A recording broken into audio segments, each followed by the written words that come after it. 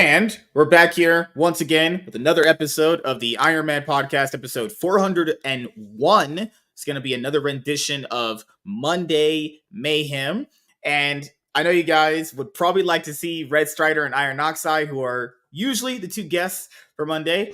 But it turns out they got sick, actually. Strider got sick when he got back home with like allergy issues, and Iron got sick on the last day of the Vegas F&T Geeks and Gamers meetup. So yeah, needless to say, they weren't going to really be here tonight. So I have C.S. Johnson, and I was like, you know what? I haven't talked to Orange Hat in a while. I was like, maybe he could be the featured guest tonight. It turns out he was here before she was because she has to put her kids to bed. And as you guys know, kids in bedtime is really hard, actually. It's fickle. Yeah, kids can be fickle little critters. That's why you get cats, actually. Yeah, that works too. Yeah, you know, I went to my ex's house to tell her something, and their cat is like 80 years old in cat years, and it's just still alive, walking around, moving. Crazy at this point. Well, that's the rundown of that, everybody. And C.S. Johnson is here, actually. Hi, finally. They do. Yeah, she just was like itching to talk to me. She was like, oh my God, MSK, you're hot and good looking and rich. I just can't wait to see you again. You took your medicine today, right? Fuck, yeah, I did. Good Lord. She was like, yeah, my sister is getting married, and I have cookies I can sell you guys. I'm like, lady, if you try to sell black man some cookies in a certain area of the world, that's going to be a thing that they take in a little bit of a different way, you know? It's a marriage proposal. In white America, it's something else. Yeah. Imagine talking to guys and going like, you know what? I have some cookies to sell you, actually. It's like, huh? Hello? Yeah. That would be just like crazy, right? Well, and today, later on, I'll probably do like my own video about that stuff, because I told people before, I'm going to do the news videos. Keanu Reeves is Shadow. I'm cool with that. I just did not want Hayden Christensen. Please, thank God, I did not want to hear that guy talking about sand is Shadow. Oh my God, that would have been just awful. But got sand in my shoes. Well, let's start with ladies first. How was your week, lady? Busy. So. Oh my God. Busy, but my kitchen smells really nice. So. Lord, you sound a little low, actually. Let me turn you up. Oh, sorry. That might be my fault. Good Lord. Is that better? I'm trying to keep the volume down because we're having I don't want to go to bed night with the kids. So. Okay. Ugh. So you've got to leave the F-bombs off for a while, okay? Dag nabbit. Good Lord. Oh, Orange Hat, how you been doing, man? I'm doing good. Just how was the eclipse? Did you burn your eyes out? No, but I did enjoy watching it, man. It was fun. Enjoyed seeing the Rapture come back, actually? Yeah, swear to God, I could have sworn that there was so many freaking things going on. But man, it truly, no jokes, it was fun to watch. Once it hit Apex, it's like truly beautiful thing to see. But also there was great news that happened today that I dropped a video on. The nice. The Rust armor got full sentence for the Rust shooting. And the judge basically exposed her phone calls and the reason why she was getting full sentence. It's like, you don't have remorse. Your lawyers had to tell you or say that you had remorse. You didn't. Not to mention you were extremely remorseless in your phone calls leading up to your sentence. I mean, holy crap, man. When she's like, well, people die. Shit happens. Pardon the French, but it's like, she's saying that on a jail phone. Jail phones, unless you're with your lawyer, are not privileged information. So yeah, she kind of dug her own 18-month grave. Well, you know, you always get your one phone call. That's the thing, though. If I ever could get my one phone call, well, who would I even call? I'd just call my boss and be like, I'm not coming into work. I'm in jail. You used that excuse last week, didn't you? No, I couldn't do that. We got home and we had a great time. I can't wait for people to come and tell stories about Vegas, but they got sick. They're dead right now. Vegas, so. Nah, good Lord. There are a lot of, there are a lot of attractive women there. They're just that group just attracts hot ladies. Just saying, you know, they're like in that cougar MILF territory. Actually, it's a perfect range for me. Older Well, women. you're at that age where you start to realize that you don't actually want a bimbo for a wife. So bimbos are only cool for like the one night thing. But when you want a secured woman that knows how to speak to you properly, you get an older woman. Like ones you can have conversations with. There's actually a study that says too that like 80% of your kids' intelligence comes from your mother. So that is true. Good Lord. Yes. So my kids are fine. Yeah. See, you kind of classify in that mom cougar MILF category now. You're in a different tier list. Well, I would hope so as a mom. So. And you also hang out with another black man. man. That label to just anybody. Yeah. When everybody's a mom, nobody will be, right? So. That's the thing is society. When he's here, he just goes off on Catholic people. He just does not like them very much, actually. Lord, that's a different thing. When I was a bit younger, I was like, don't all Christian related religions like each other? Yeah, it's not really how that works. Well, we're all brothers and sisters, so we know how to wreck on each other. There's a reason why Catholics don't like people knocking on their doors. There's a joke there that I would love to make. They're very averse to posting notes on their doors. Yeah, because they think somebody might be putting something on their door. I mean, is it better than being a Jehovah's Witness? If you're doing Jehovah's Witness stuff in 2024, you might want to bring bodyguards. You might get shot knocking on people's doors now doing that stuff, actually. Well, that's a Southern thing anyway. Have you had that happen? I've had that happen in years. Jehovah's Witness coming out and knocking your door. Well, since COVID, I think they stopped in my neighborhood, but they're still around some of the more city central places. So that's usually where I see them. There was one before the pandemic. No joke. I scared them off with a freaking hillbilly voice. Like, I got 25 bucks, I'm not producing. They heard that, and it's like, and then they just cranked up the volume on the TV and played a shotgun shooting. And they're like, oh shit. They freaking ran. And I'm like, I can't believe that shit actually worked. Oh shoot. Ethan, what's up? How you doing? I like your thumbnail. Hey, Japan. Good to see you, buddy. Well, as everyone knows, I'm back from Vegas. Had a whole lot of sex with a lot of girls. Brought them back to the hotel room, pounded them, left them. Usual black guy thing. You can't stay with them. That's not our thing. Commitment is. I'm allergic to commitment. Actually, turns out even when I'm sneezing, I end a commitment that I was already in previously. So, oh gosh, no, I'm not even kidding. We already started the show, but I sneezed and I was on my mouse and I clicked end stream. Yeah, it's like, oh shit, click. It's like, did he just die? I mean, I'm thinking like, what the heck could have ended this so suddenly? Like, I'm Catholic, and I just had one of those Jehovah's Witness people show up to my doorstep last week. Right? What? Right? Yeah. Well, just imagine that. Because I get it in the Bible, Jesus went door to door. It's something like, I forgot in the Bible, it's somewhere where the disciples went door to door to preach the word and stuff like that. I get it. That is what you're supposed to do. But in reality, you go to someone's house, knock on their door, and you're like, accept the word of Jesus Christ. They're going to think you're in a cult. They might actually shoot you. I'm just saying. Well, depends on the nature of the cult. So for what it's worth. The next time I get one of those people at my door, I'm going to have one of my knives. I'm going to just like spray it with a little fake blood that looks real enough. And I'm going to have a freaking steak in my hand, just kind of shearing off a little bit, pieces here and there. And be like, what do you want?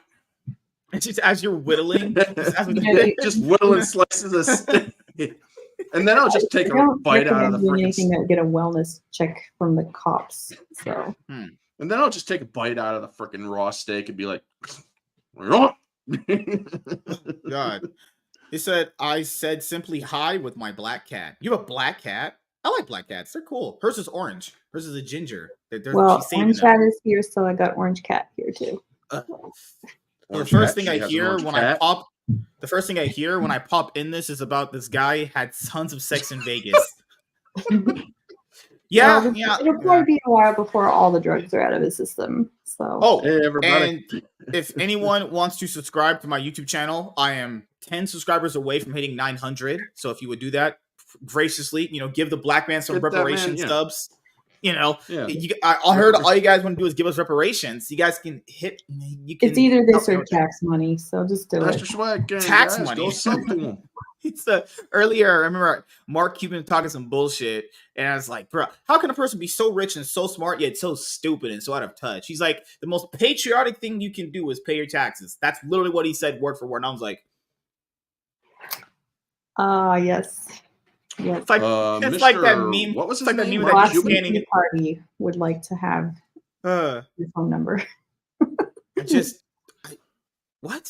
It's like the most patriotic thing you can do is pay your taxes. What if I don't want to pay my taxes? What if I don't give a fuck about doing that? What if I actually want to keep the money that I make and you not take it from me before I even see it? What about that? No, it doesn't matter.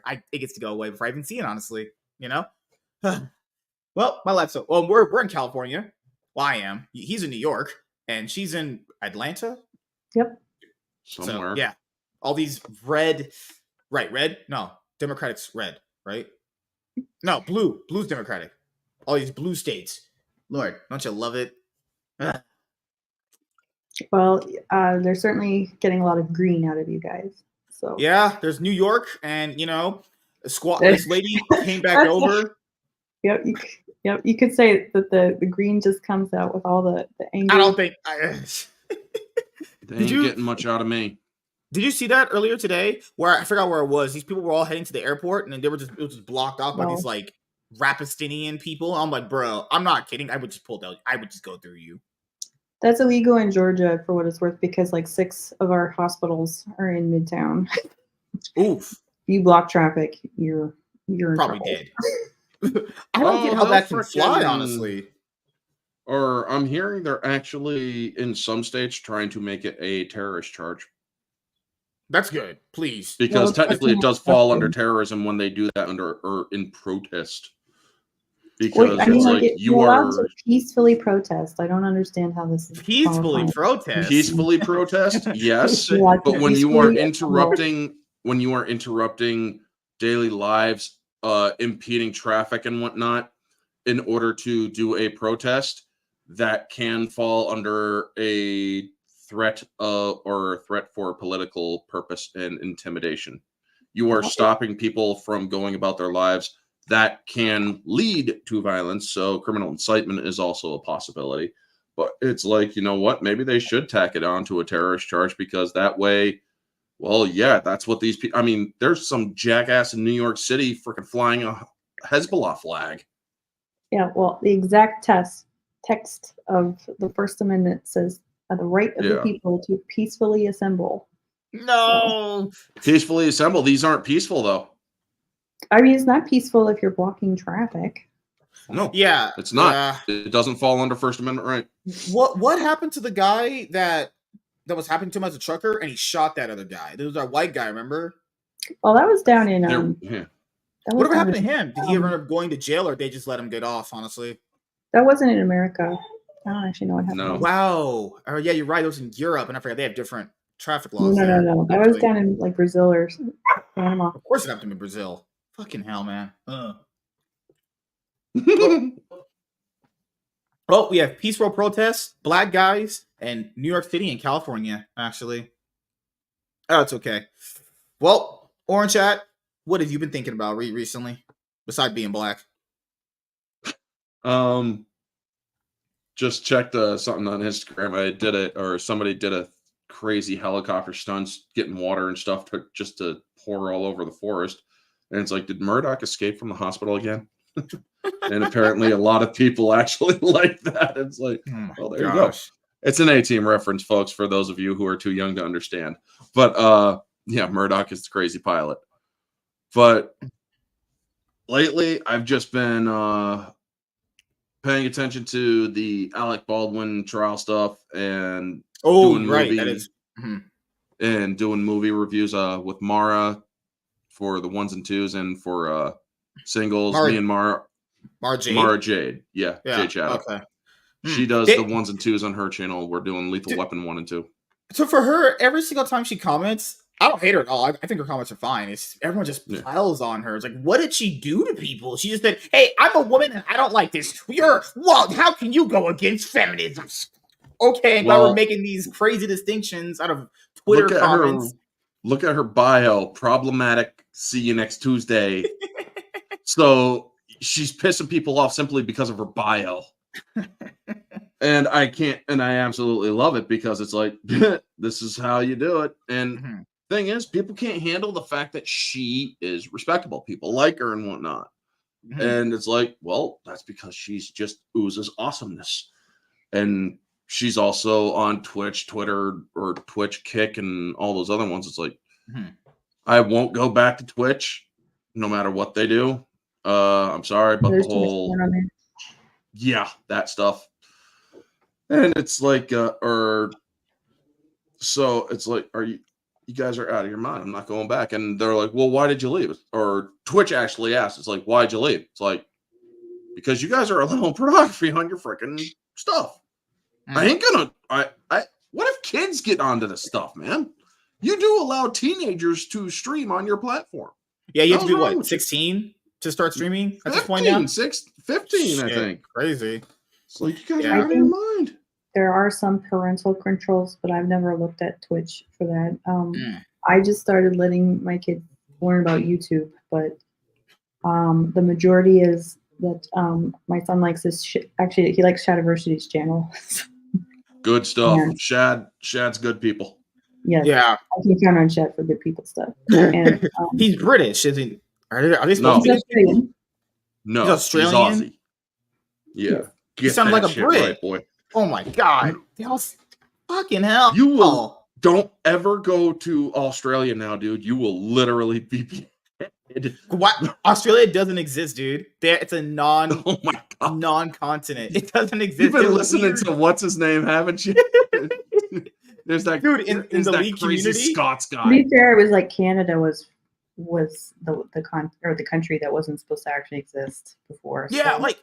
True. You know what's crazy about Canada is everyone said, "Yeah, Canada's great. It has free healthcare." I'm like, bro, where's the old thing? Where's the catch? Well, what's the catch? Free healthcare that has to come with the price of that. They can't live in 90% of their landmass because it's too cold. Here's the catch to the free healthcare: they can euthanize you. Oh, there's that too. I mean, I just shared a thing on my thing earlier today. It's like, to my Canadian friends. You have a very screwed up medical system. I mean, the medical organization or the medical system freaking admitted that giving the COOF vaccine to this person paralyzed them. So you want to know, instead of paying them off or giving them compensation because, well, obviously pain and suffering, they actually offered to euthanize the person. I kid you not. This actually happened. Oh, none of us are shocked. None of us who are shocked. Canada? I think you need to get rid of your government and your medical system. Canada's like the nurse ratchet of countries, though. It's like they'll be polite to your face and they'll rationalize all the torture that they make you go through. And in the end, they're happy when you off yourself. So. Canada is in first stage, late 30s Germany or stages right now. They just look nicer. Yeah, they may just look nicer and talk nicer. Hey, bud. But yeah, that's okay. They are seriously going there. A lot of the West Coast is following route. So European countries are allowing euthanasia as well. Yeah, I mean, trust me, guys.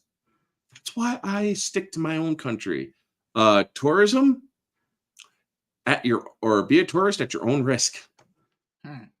Hey, Vanya, what's going on? We're just talking shit right now. Just being I'm doing cultural appropriation. I've shifted their rage at Australia to Canada. So I mean, Isaac Butterfield. Have you guys ever heard of him? No. Butterfield? Isaac Butterfield. Okay. He's the guy that actually fights, or he's the guy that actually responded to that crazy fat Scott dude that was talking about how Australia isn't real. And it's like, rude. But yeah, oh my gosh. But other than that, other things that I've been thinking about, I've been writing my own Marvel stuff because, well, Marvel currently sucks, so I decided to write my own stuff. You gotta write your own books, man. Turn that into your own thing. Literally, I have a completed Marvel story. Okay. And I'll send it to you. It's I call it dark, or it's a dark Marvel story because there's like seriously graphic violence in it. Are you pulling Invincible? Are people blowing up and being crushed and their eyeballs are coming out? Put it this way, there are kids that get slaughtered because some of the Marvel characters are kids. It's a dark universe, meaning the good guys are bad guys in this universe. And the universe is considered tainted. Well, you'll find out what causes the taint. You'll also find out, or it's also a progressive who is the protagonist. So Vanya, do not spoil it in the chat, Vanya, because he actually got it right. It's like, is it this guy? It's like, what chapter are you on?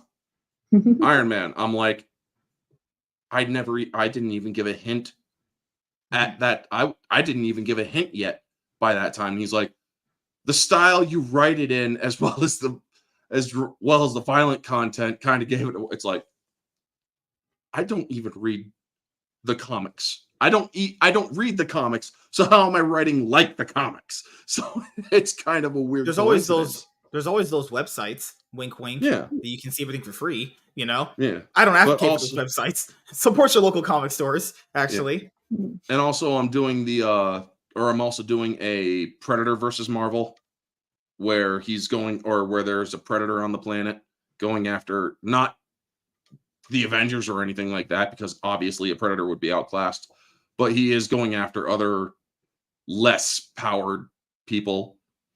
And I'm also doing an amalgam with Marvel and Xenomorphs. So basically, Xenomorphs are going to infest Earth, and it's up to see if S.H.I.E.L.D. is up to the task to stopping it. Well, that's the thing, is if we're going to go out there and write books, well, I got to be a New York Times bestseller to be approved by my peers, right? You know, that's the goal in life, right? Yeah. I'm willing to negotiate with Marvel, and I'm willing because it's a fan fiction, and I acknowledge that in my the description and whatnot of the story. It's like, this is just a fan fiction. But some people are like, maybe you should submit it to Marvel. And it's like, I will submit it to Marvel, but only if they sign a contract, a legal contract to pay me, I don't know, $100,000, because let's face it, their shit sucks right now and nobody wants to buy it. And also, if they were to adapt it, they have to adapt it as it is. They cannot change it unless they have my approval on what they're going to change. So you're never going to actually get the deal. That's exactly right. It's a trap, because it's like, how desperate are you? Do you want the deal, or do you not want the deal? I'm sure they could. I'm sure that they could get a lot of lawyers to like force. Oh, they sure can, but it's like, you will not see. And they would do that rather than pay you. They will, or it's like, you will not, or I haven't sold this. I have not distributed it for money or anything. So you can't come after me for that. Other people have read it, yes. And I have they have provided feedback and whatnot. But the thing is, I'm not using it for monetary gain. So you can't sue me for anything like that. However, if you do want the story, buy the story. You can, or sure, it belongs, or the characters and stuff belong to you. But if you are going to release or you're not going to release that story unless I give it to you, because you need the link in order to get it. And I'm the only one with the link, unless other people have it. But I have only given it to people I trust and know won't submit it to Marvel. So yeah, and another reason why I definitely know they won't change it or they won't do it is because of the content therein. Miles Morales is in this story. Hey, Miles cat. Morales kills Yeah, or the backstory for this dark version of Miles Morales. He lynched his father because he was a cop and he stood against the rise of the Marvel heroes turned villains. They're overlords instead of Avengers, you know? So to basically give you guys an idea, I took SJW social justice warrior stuff and flipped it. I flipped it. And it's like women, they are brutally getting killed in this. Men are brutally getting killed in this. Kids, like Molly Hayes. You guys have heard of the Runaways, or you've heard of the Runaways, right? Molly Hayes is like freaking 14 or 15 years old in the comics. She gets killed in this in the story. I don't hold back. You know, you could write about a princess getting a husband at the end of a story. That's good too, man. You know, light at the end of the tunnel is always good. True, but the thing, and there is a light to the end of this tunnel. I mean, a lot this of story does death have to a get good there. ending. Yeah, Yeah, you just have to go through a lot of muck to get there. You learn it's basically part of a multiverse. This just happens to be one of the darkest parts of that multiverse. And so far, only Vanya has actually guessed who the protagonist is. And another one who also read it all the way through, it's like, I did not see that reveal coming until it was actually revealed. It's like, I laid out some pretty thick hints there before, dude. Because a lot of people are tempted to just go forward into the story and read it.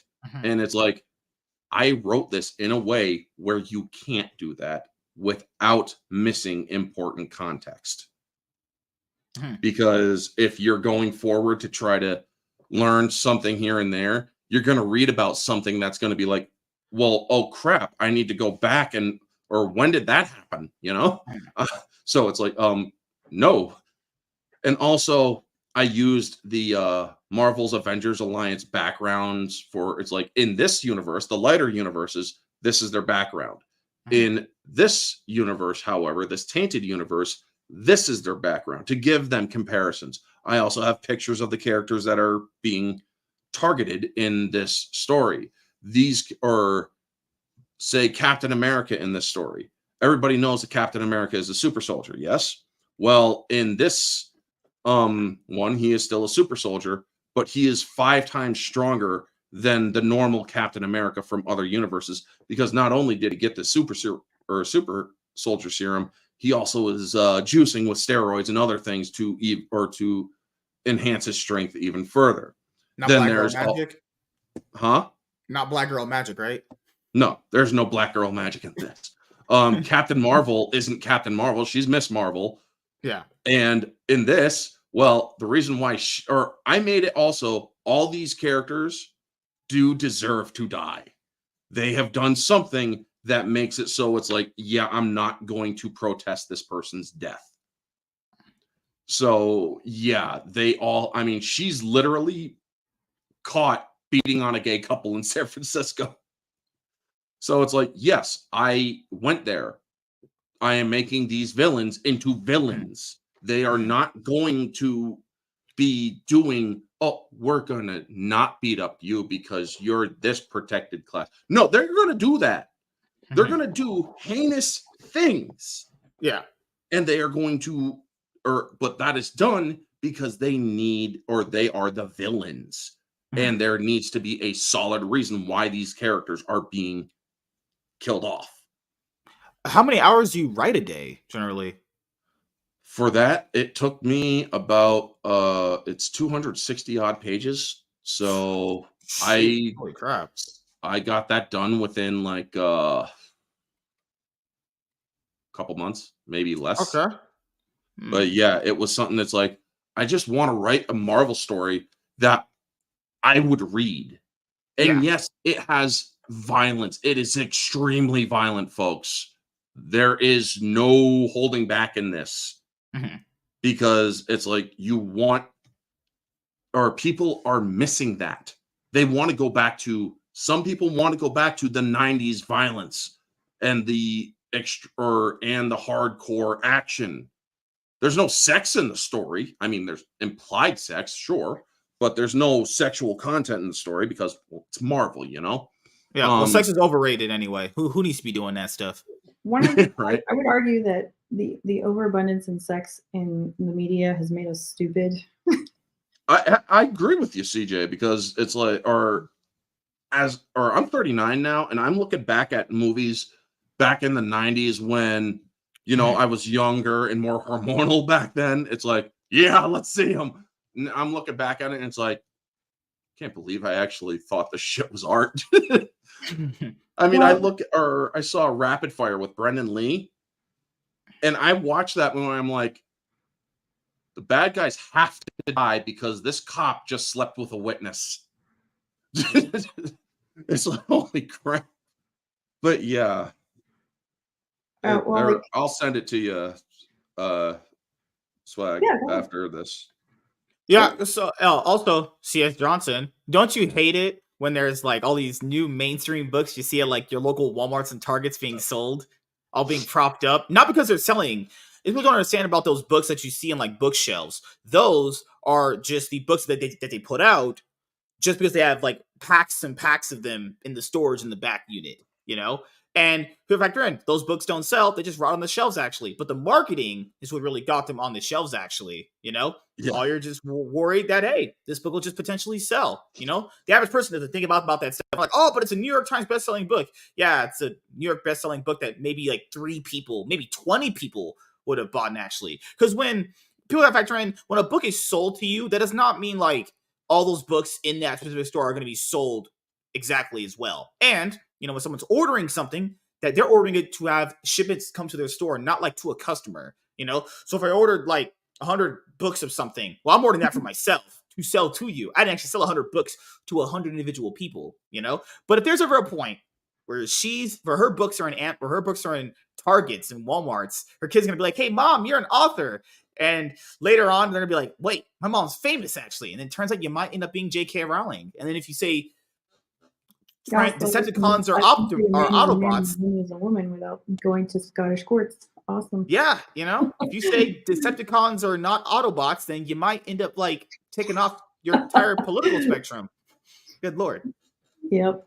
Oh, well. They've gotten to the point where they know I write books. So. Well, because you said your sister got married. You went to a wedding reception. Well, how was that? Yeah, how was that? It was very nice. So. Nice. You approved of her new husband? It's funny because he and I have a similar sense of humor. So. Okay. Are you older than her or she's older? I'm older. You're the oldest, actually? No. Okay. You're like the middle child, I think. Yes, I am. I was the middle child too. I'm the middle of all middle childs. I was the second most loved, as they say. Middle child syndrome? Yeah. Yes, I'm pretty much up for the case study of it. So, the whole like jack of all trades and master of none is very true. Oh, Lord. See, I always wanted to master those things. I didn't want to be a master of nothing. I wanted to actually learn the things that I learned. But the problem here is when you learn too many things, your brain starts overloading. And you're like, okay, I'm focusing on one thing at this point. You know? Mm-hmm. That's why it's a master of none. I can't do it. I'm trying to master how to be a plumber. I'm master how to be an engineer, and I would come into your house and start fixing your electricity. But then there's also the jack of all trades and master of some. Which is there's Joette Mon and then there's Joette Maz.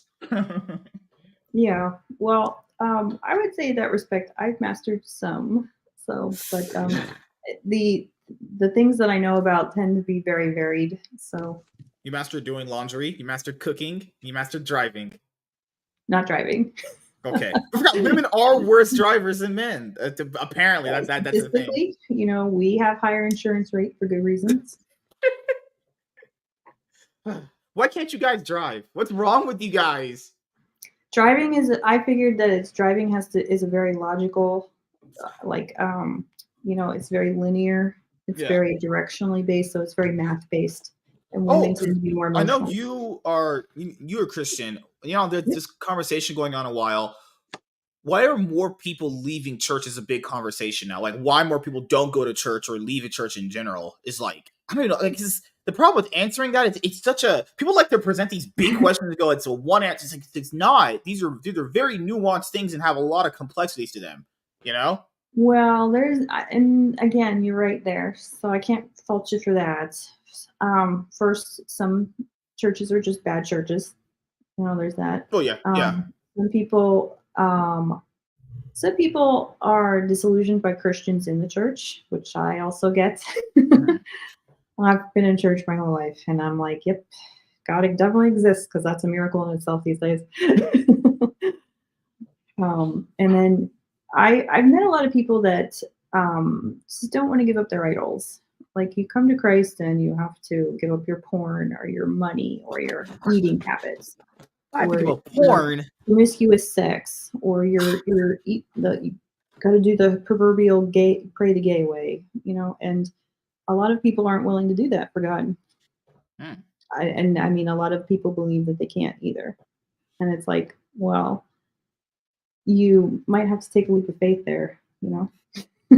Are you telling me I have to give up women? Huh? I have to give up. No, I said you have to take a leap of faith. I have to give up on faith. Give up women, seek a woman. I have to give up OnlyFans, Amaranth, all these. Oh, tell me you. Oh my God! Tell me you do not give that.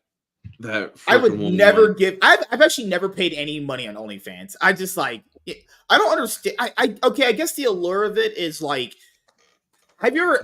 I guess only guys. The allure of it is that it makes you feel less lonely.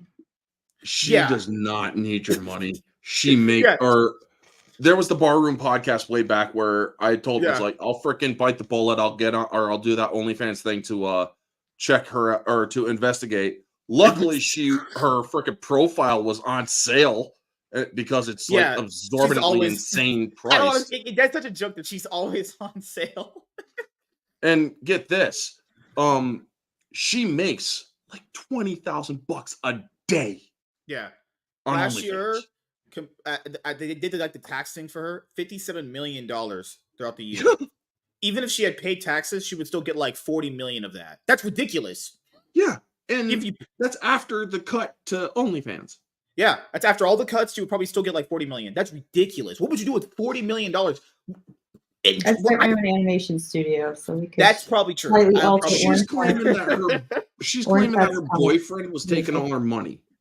And it's like, who do you think you're kidding here, woman?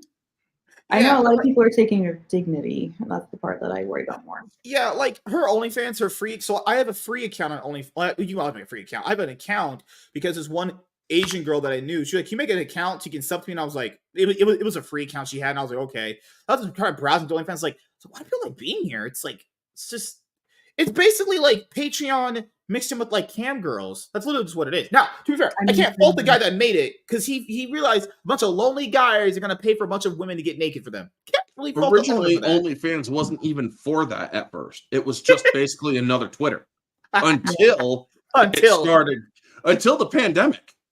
Because once the pandemic, all the porn stars couldn't go to work, so they decided, well, check out this OnlyFans thing. Porn literally took over OnlyFans.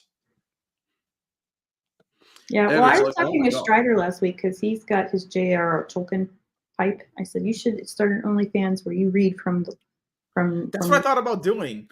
If we want to make the change on OnlyFans, you got to go on there and start reviewing your book. You got to go on there and start doing reviews. That's what you got to do. I mean, well, here's the thing. As I was over there, I tried posting. You have to do all that monetizing stuff before you can even post. Really? No way. Yeah. Yeah, because it's a monetizing social media site. Oh, okay. I mean, they want to be able to find you if you yeah, it's like, screw you all. I ain't doing it. Well, I mean, like, wouldn't it be I mean, like, I could see where somebody would get on and be like, okay, I'll just message these guys and like directly and just get their money directly. Doesn't work unless you're actually I won't have to. I'll find a way to get or not have to pay OnlyFans their cut. And that's probably why they do it. there are OnlyFans hacks where you can actually hack it and look at the content without paying a single cent.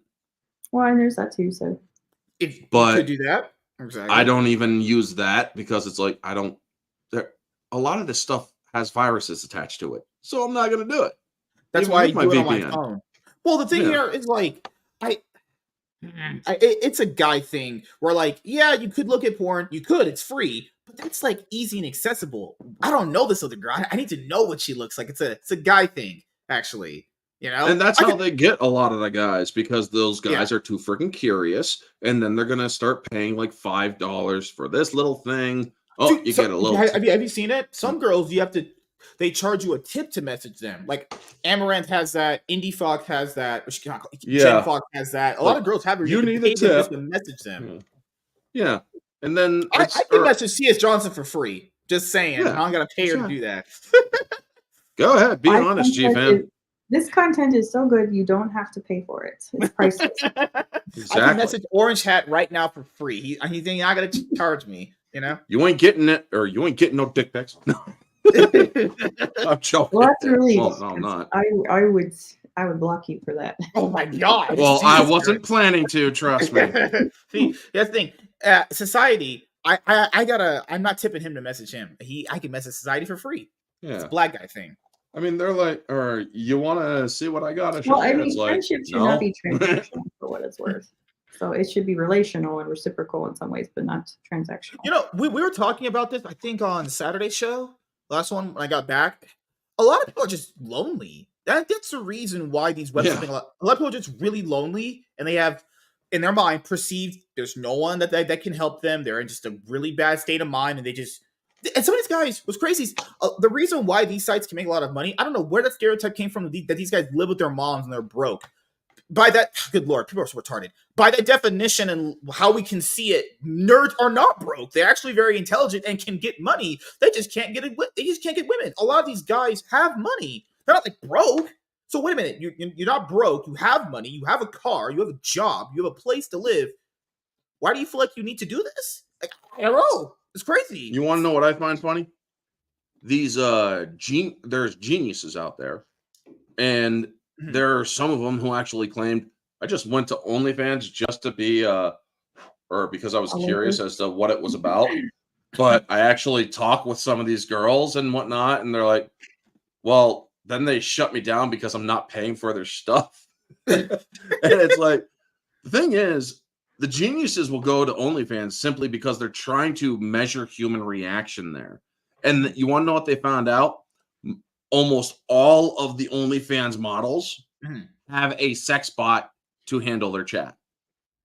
So you're not even talking to the person. Yeah, you're not even talking to the person. Yeah.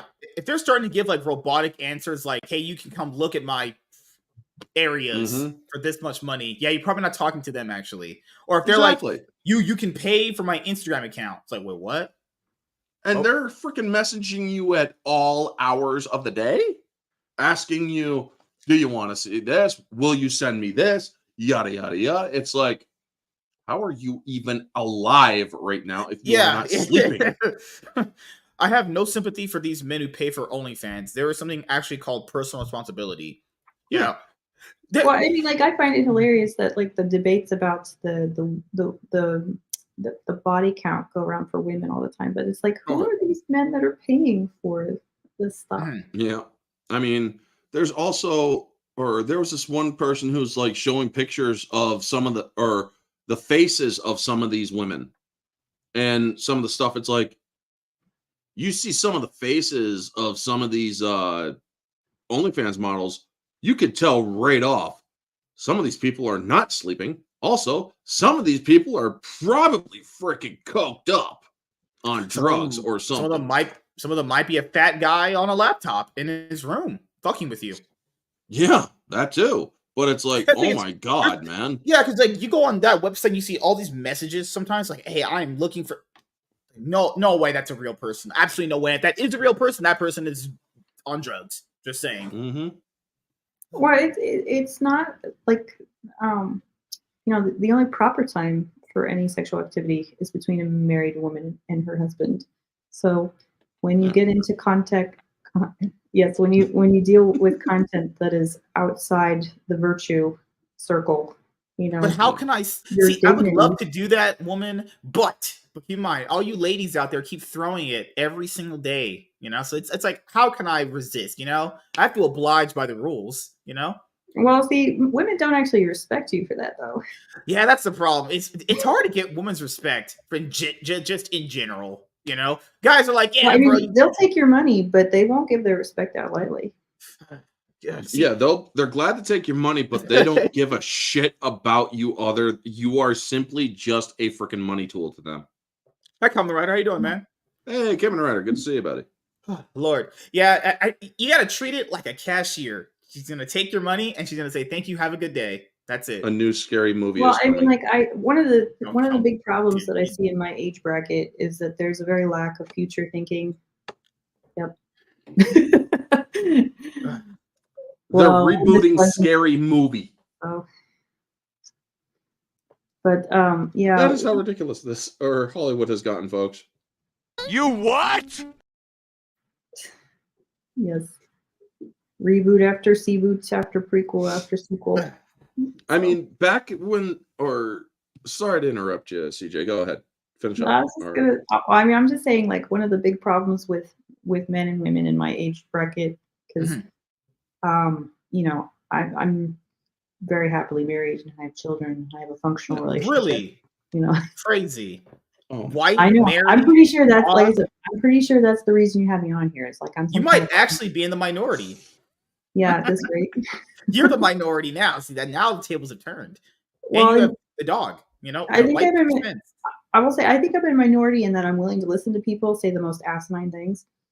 And when I was teaching, I had somebody. Yeah, I'm not gonna skip the story, but after there's a day where I was done teaching and I was like, I'm never going to be surprised ever again, and that was just the truth. But one of the biggest problems I see is that there's not a lot of future oriented thinking. I mean, like, for all the gratuitous and promiscuous sex that you purport to have, my friend, can you imagine your own daughter going out and finding somebody like that and doing all that? Doesn't that make you a tad uneasy? Well, what kind of and again, like, what kind of man do you want your son to be? One of virtue and honor, or one that's paying for OnlyFans with your credit card that he stole out of your purse? Yeah. I was also talking with my friend on the whole Hannah Gutierrez Reed thing, the armor from Rust. She also used to be an OnlyFans model. Does she have a backlog of content I could look at? I don't know. I don't think her content is there anymore. Damn, but asking for a friend. I wouldn't know, honestly. But I don't, because I got rid of the Amaranth thing a while back, or got rid of OnlyFans a while back. But it's like I do know that she was on it. Yeah.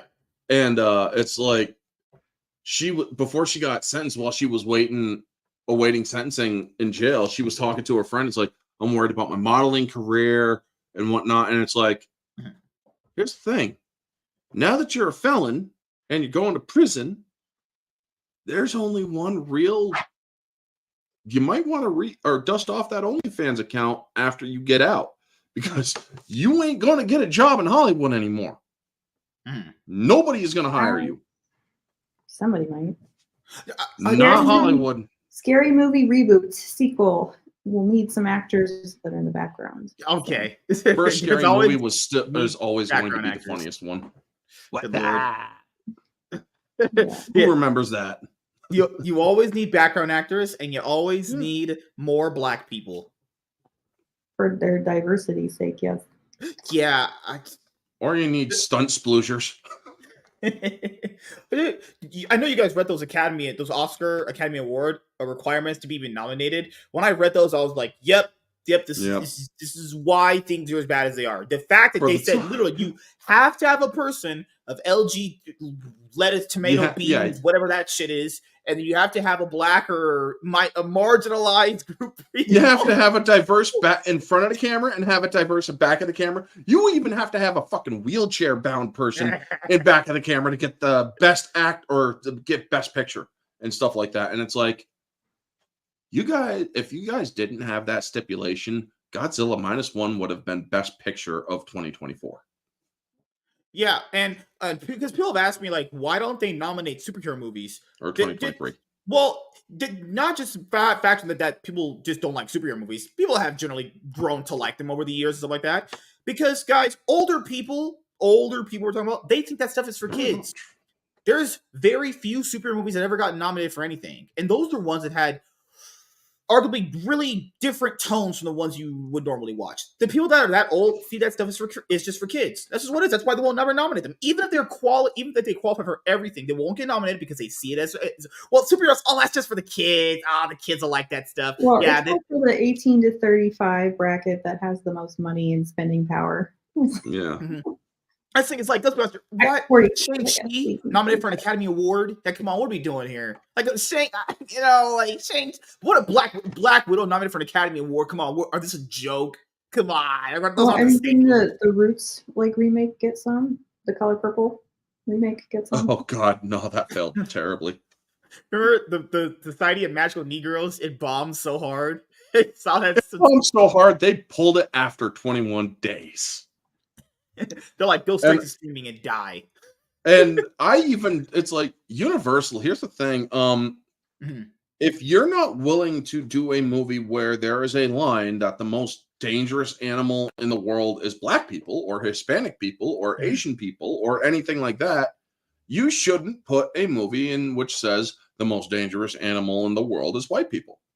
I'm actually surprised they didn't say women. So that is true. I feel like I should be offended for my. You piss off a white woman, dear Lord, that's like a walking nuclear reactor. Oh gosh! And dude, you'll have these media websites just lie about box office numbers. All right, for anyone, okay, this is a simple one. The Flash, I can use it as a basic example. The Flash costs $220 million. That's a budget, okay? It needed $750 to break even. That doesn't mean you made profit. That doesn't mean anything. That just means you just kind of just lost, to be honest here. Then they said Fast X that had a budget of $340 million, not counting the days it didn't have a director, which also balloons your budget.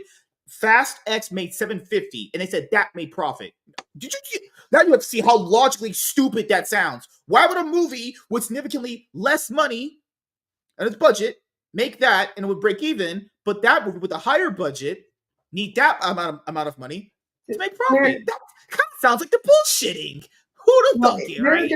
I can answer that. There are different. He doesn't like being proven wrong, I guess. Now I'm back. She's gone. I destroyed her. You destroyed yourself too. I knew myself existed. The marketing's a lot easier to manage when your stars aren't trying to start a cult with like. Start a cult? What do you mean? He was a great person. Started a cult, kidnapped a kid. Allegedly, I can't use those words on YouTube. God damn it. He didn't R. Kelly a kid. I'm paying attention to one specific actress right now to see if there is any real redemption for cultish celebrities. Oh, is it that girl from that Superman show? Oh, it's about Allison Mack. Yeah. Yeah. I'm paying attention to trafficking. Remember a long time ago? Sex trafficking and shit for Nixium and whatnot. She's out of jail now. She's out of prison. 2024. When did she go in? Like 2012? She went in 2020 something, I think. She only did a couple of years because she turned evidence and whatnot. Oh, yeah. You know, it's crazy how Tom Welling and Michael Rosenbaum, when they have their show, they never mention her. They bring her up a little bit. They bring her up a little bit, but they will not discuss the Nixium stuff on the Talkville podcast. Do you remember when they had James Gunn on, and they were talking to him about why this stuff doesn't hit? And James Gunn, he knows he didn't need to. I think Michael Roswell asked him like, why don't the comic books sell enough, or why aren't these movies doing as well? This is back when super movies were like really collapsing in like 2022 or 2023. He was like, well, they have this and this, but then he was going to give the actual answer he had, but he stopped himself because he realized, wait a minute, that would mean that even someone in his position will have to admit that this stuff doesn't sell if you start putting in nonsense. He literally almost said it. He stopped himself completely. He was like, wait, why don't the comics sell? Oh, yeah, you can't say, okay, James Gunn, thanks for just saying the quiet part out loud. Well, Oh, yeah. Part of it too is that our generation is growing up. And like, yeah, we had the Dark Knight trilogy for like the grown-up superhero stuff. Grown-ups. Tried to do it with the Snyderverse. But we're getting to the age where we start to realize that taking over the world by O.J. Simpson. Yeah, he died. Really silly. And yeah, just some of it's very silly. Well, the thing is, you notice the contrast of people. O.J. Simpson died. People were like, yeah, I hate that guy. No one really cares. Akira Toriyama died. Everyone's like, man, I might the actually fucking world mourned. Yeah. The world mourned. I would say just Dragon Ball Z or Dragon Ball in general, Dragon Ball franchise, that franchise in general makes people feel, do, think, and attempt things you never even thought were even humanly possible. Like, and it's crazy about Akira Toriyama is no one knows what his politics are. No one knows. Nobody no cared. one cared. And nobody cared. He never brought them up, you know? That's the thing is all these creators out there have to make it known, hey, this bullhorn, I'm not supporting Trump. They have to make it known. And it's like, bro, I don't care. I wouldn't have cared if you didn't tell me, honestly. And it's like, yeah, maybe you're a piece of shit. Maybe I don't buy your book anymore. It's like, why? Why you gotta do that? You know? What's like all he cared about was just creating Dragon Ball characters and just, you know, giving people what they wanted. That's all you should be doing as a creator, right? Do you know why he created the Super Saiyan? I don't remember that one. He didn't have enough black ink because he was using all the black ink up on on Goku's hair and shit, or on everybody's hair and shit. And it's like, I needed to out because we were running out of ink, so we made him blonde and spiky. And it's like, well, he was already spiky, but even more spiky. So it's like, I remember, you were the one where he said he forgot things in his own series. Apparently, his brain. His series is so big, he forgot things because it's just so big. Even its creator, the series is so large by comparison. So many things that has happened, he's forgotten things. Even though he could literally just go watch his own shit. I don't know. So, I can answer that a little bit. Like, sometimes you just don't want to revisit your own work. True. Because they asked him, you know, Trunks has like lighter grayish hair originally. Now he has their darker blue one. They're like, why does he not have the same hair tone? It's like, I forgot. I just generally forgot what it's. You can type on the internet what you drew. It's not that hard. I mean, there's also the whole thing with Pan. If you watch Dragon Ball Super, you learn that Pan started flying as an infant, and then in Dragon Ball Super Heroes, that latest movie that came out, she's having trouble flying. And I'm like, huh? Fuck. Man, he just got too old. What? You just remember his shit. Imagine being that rich, that old, and you just don't remember anything. I think at a certain point, he didn't care. He was sipping margaritas on a yacht with young Japanese women giving him margarita. Because, like, he's already so beloved. Like, I get it. He's had some issues in his whole career, too. But he's generally been a person, I'm like, you know, can't really say anything bad about him. Like, I don't always agree with what he does with his own work, but he's been someone that's been super dedicated to his craft. He wants to make it better. You know, fans told him they liked Gohan, but he was like, no, this is Goku's story. We're keeping Goku in, you know? I thought that's pretty ballsy to do, you know? A lot of fans would be like, I don't know about that, you know? So. Yeah, well, again, too, we're coming up on like the 30-year cycle Dragon Ball starting out in the United States on Toonami and stuff. So. Crazy. Okay, I will say, when they did that tribute to him, the little Toonami skit, they did, Tom did a little tribute to him. I'm not going to lie, I'll terrible. Nope, not doing it. Nope. Nope. Well, you're allowed one time to cry in your life, right? So, and like Dragon Ball Z put Toonami on the map, and it was like, yeah, Dragon Ball Z was a lot of people's gateway to anime. And I remember one of the voice actors. You have an entire generation and a half that's very grateful for him.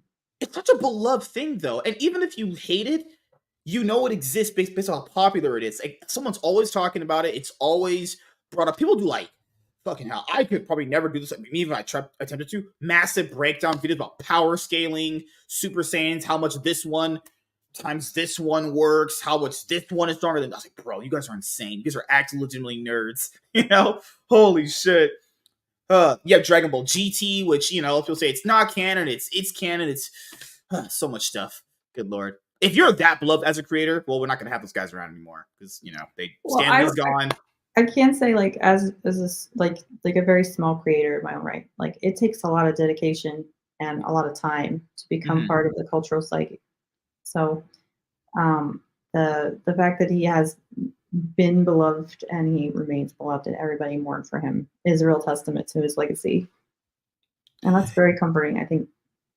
Yeah, just when he died, people were just like, that was one of those celebrities. I was like, wait, he's dead. I think the unexpected nature of it too contributed to it some. It's always more of a shock when it's just like, wow, that guy's gone. And like it's one of those like aftermath things where you're like, man, the next day it hits and you're like, well, he's really gone. Like fucking hell, that guy's dead. The guy that created the best thing that probably ever happened in my life is gone.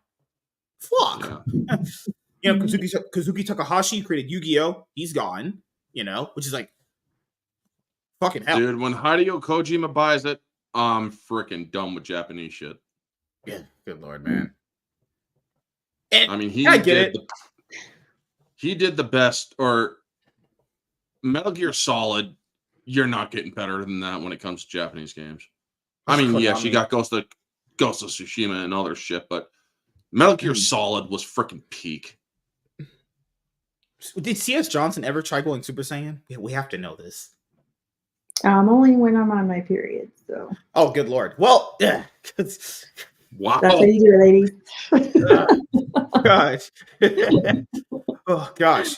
Well, that was something. All right. So if you're listening to this podcast and you hear that, you somehow drive into a pole. Bye. Sorry. Just sorry. Yeah. Well, yeah, like the fact that someone if you're gonna blackmail me to come on here, I gotta. I'm just saying. Sure your views are down. If you create something that influential, people are just so rabid. Like even J.K. Rowling, like people say they hate her right now because she's speaking facts about Decepticon people.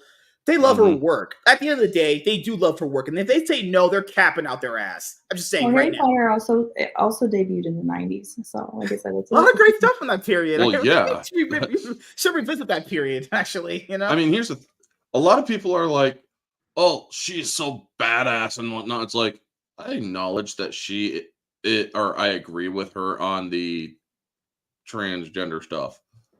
She's still a freaking raging hardcore liberal.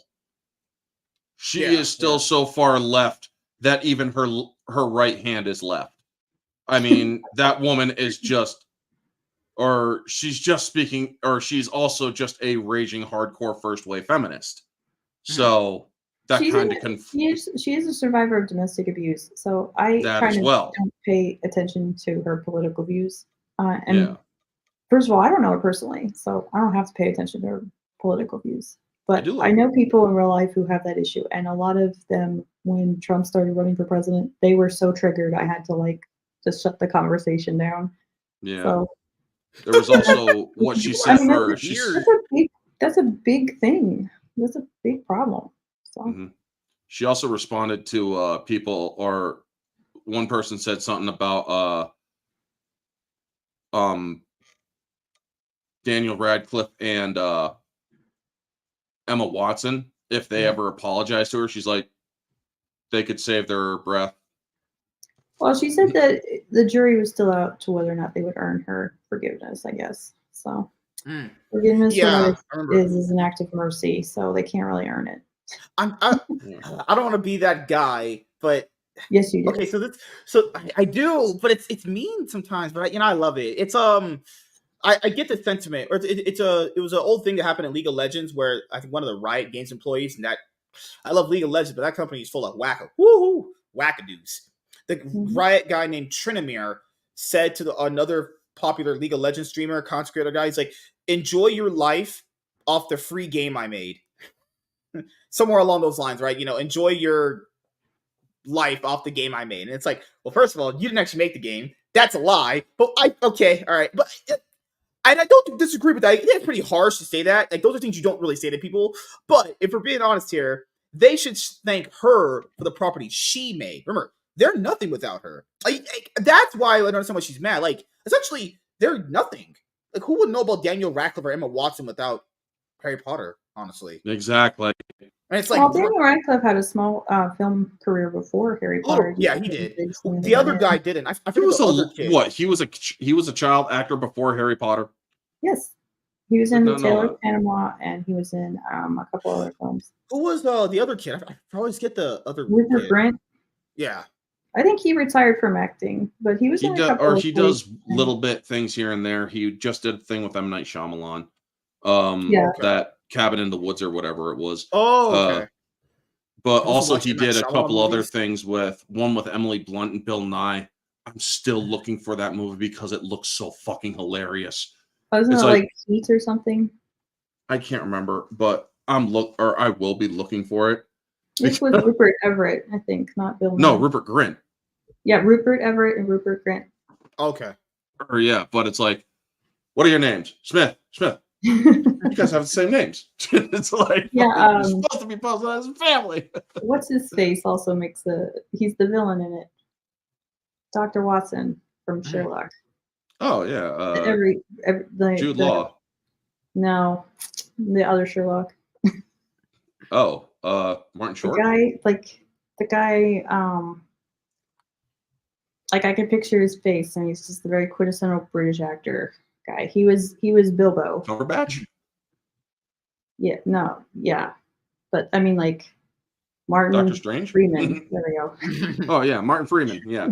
Not Martin Short, Martin Freeman. Whoops. And he also played Arthur Dent in Hitchhiker's Guide to the Galaxy. I remember Daniel's comments about her, but the ones that I remember, he didn't. Oh my god! They asked him about her, and he started talking some nonsense. I was like, bruh, God, it's just these people. He's when you're so in that whatever they call a cult now, you can't think anything different. Whatever they've ever felt in their life, yeah, whatever they felt in their life, whatever they thought, whoever they like, whoever they vote for, you must do it. Otherwise, you are out. That's just how it works. Well, I mean, the thing is like if you are alive, you have to suffer in some way. You know, like even Buddha says, like, all life is suffering and stuff. Princess Bride, all life is suffering. You know, anyone who says any otherwise is selling you something. You know, suffering is a very good way of judging whether or not you're alive. And they have to make choices of how much they're going to suffer. And it's one of those balancing the scales between perceived losses and perceived wins. And it's nothing for Daniel Radcliffe to say trans women are women, because he's not a woman. And it doesn't bother him personally, probably to the extent that he's not going to share a locker room with somebody that might do something irrevocably awful and impact your life in a terrifying it's one of those, like, if I'm not going through it, then it's a out of sight, out of mind kind of thing. But it's a little bit more different than that. But it's like the same thing. Essentially, it's like he's like, well, if I'm not going through it, then why should I care? But well, I mean, like that's why I say everybody has white woman politics when it comes down to it, because we all just want what caters to us in the best. I want to be a white woman. I mean, you have an inner white woman. Yeah. I hate the whole topic or the whole racial topic, because honestly, I grew up and was raised on the Martin Luther King doctrine, judged by content of character over color of skin. Mm-hmm. And there are a lot of people have brought this shit up to me on debates and whatnot. I was at my landlady's house one time, or at a party after I had moved out and whatnot. I went to her house for a party and whatnot. She has she was black she's black and whatnot. And her family came over, and one of them's like, well, how would you know anything about what black people go through? It's like, what, you think just because you're black, you have a monopoly on suffering? Mm-hmm. Every stereotypical thing of a black person suffering, I also kind of went through. Everybody's like, well, did you grow up in a single parent household? Yes. What else you got? Well, did you ever have to, or did your family ever have to go on benefits? Yes. What else do you got? You ever been judged for the color of your skin? I was beat down in jail for being white. What else do you got? And I mean, they went down the list of everything else. It's like, we literally are, everything is like, and it's like, well, your ancestors were never slaves. It's like, I'm Irish and Scottish. Try again. And they're like, well, your ancestors probably owned slaves. My ancestors didn't get over to the United States until after the Civil War, after slavery was already outlawed. Try again. Oh, well, And they had no argument past that, because it's like, I literally owe you nothing. So don't ever say that I do. Yeah, I mean, it's very hard for people to accept that, like, there are billions of people in the world that literally don't care that they're suffering. Yeah. And not only that, the whole reparations thing. The whole reparations thing. It's like, well, white people should pay us reparations. No, you need to seek your reparations from the black tribes over in Africa. They were the ones that took your ancestors. They were the ones that took your ancestors. They were the ones that sold your ancestors to the Europeans. So, seek reparations from the source, not from the. Why would you ever bring that up? Are you trying to speak with logics and facts? Like, what?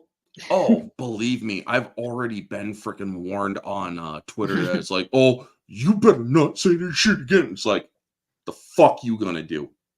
Are you gonna jump through this screen?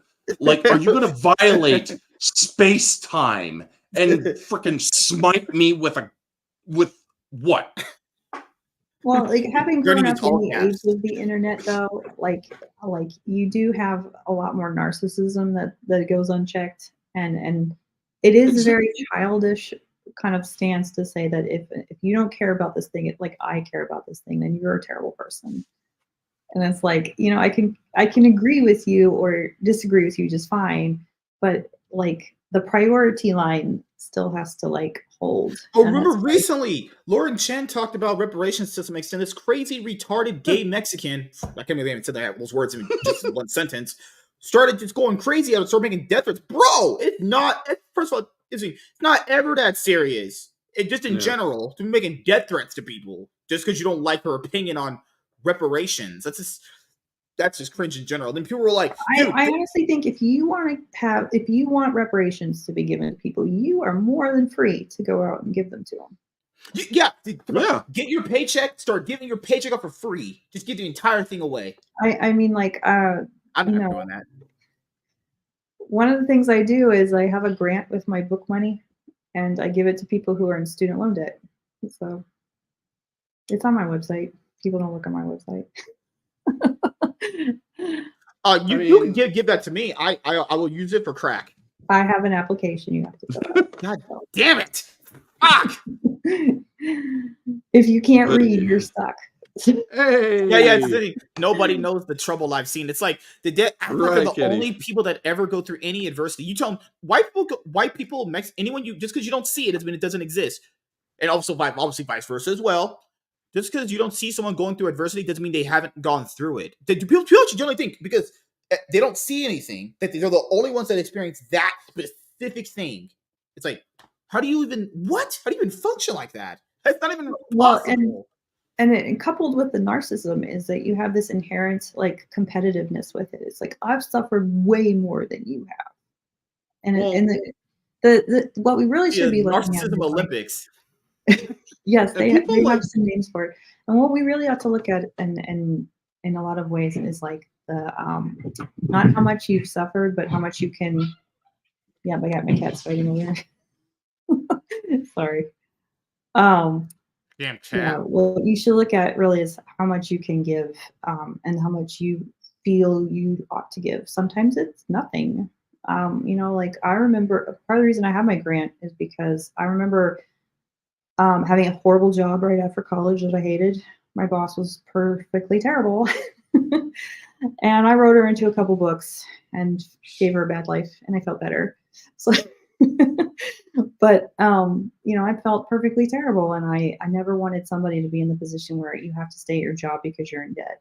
So, for what it's worth, I still have some debt, but it's nice that if you want to make a difference in the world, you have more options and opportunities than ever to make someone else's life better. And if everybody did stuff, like people get this mistaken idea that like you're owed happiness, but happiness is like what happens. And if you make good things happen, you can make happiness happen in other people's lives. And that makes you unironically happy yourself. What if I don't want to be happy? What if I just want to be a miserable leftist victim on Twitter? Well, you probably have some Irish things? blood in you then, because Irish people are only happy if they're miserable. Have you noticed everyone's they have ADHD now? They go to therapy. They have mental health breaks. I don't know about anybody else. Growing up, I never got that. You were getting bullied. You better go back to school and deal with that shit.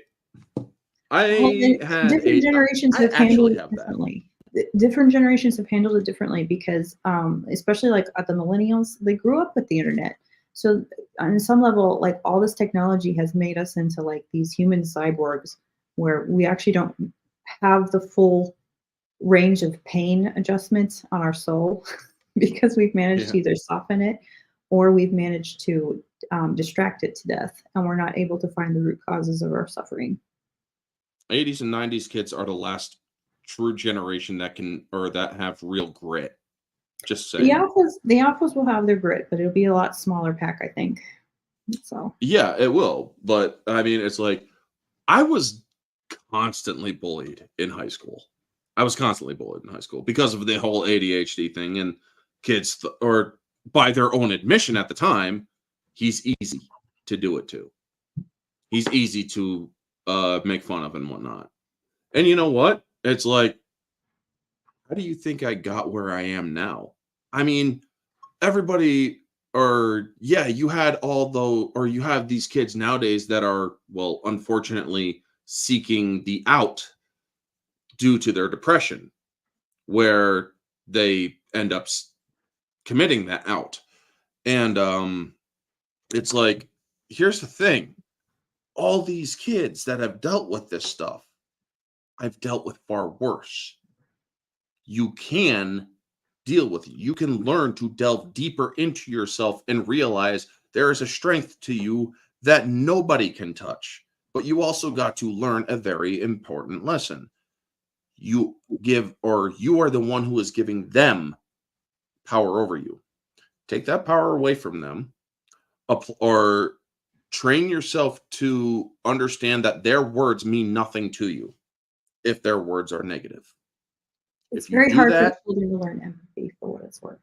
Yes, it is. But the thing is, if you are hardened enough, you can learn it. Me, I had to basically harden myself to learn that stuff. I went to my class reunion last year, the 20-year class reunion, out of sheer curiosity, just to see if many of those people had grown up at all. Approximately 70% of them matured to a point which is sociable, in my opinion. The other 30%, it's as if they hadn't even grown up at all. One of them said something rather inappropriate to me, and it's like, what the fuck is wrong with you, dude? I mean, I just dismissed him, walked off, but it's like, you're honestly, dude, I could sink to your level. I could knock you out. But then this you get those letters to go to your high school reunions. I don't even know if I even get them. I don't even care. Honestly. I didn't get letters, or there was no letters. This was all online planned and shit. Oh, okay. But, yeah, it's like, I'll be honest with you, man. The reason why I never really kind of fit in school because like one of my film teachers told me this a long time ago, and I actually stuck with it. It was a black woman. Black women. There's some good ones out there. 2 out of 1,000. I mean, like that's the thing. Everybody is capable of so much talent and opportunity, and also terribleness. So because for me, the thing was, I don't know. I've never been a guy that kind of goes into like established groups hoping to fit in. I just can't do that. If someone already has an Nope. established group, or if there are an established group of friends that already exist in like a sphere of something, I just kind of stick to myself, honestly. That's why I make my own friend groups. Because have you ever felt that way? I mean, maybe, and no, I know it's not just me, because that's gonna be crazy, right? There's already an established friend group, and you can't, and you feel like, well, I'm gonna be the new guy, and like you can't fit in with them. They already have their relationships. You're just fucking sucks, you know. I'm a No, I self-imposed like exiler. having good leadership in a friend group, and I don't want the responsibility of it. So I No, You're a do woman. I. You guys can't lead. What the hell? Yeah. Who do you think you are, Hillary? I was actually thinking of her and Kathleen Kennedy today. I'm like, I wonder if they have tea parties together. No. That sounds like hell. Not tea parties, I heard Kathleen- assassination I heard- list parties.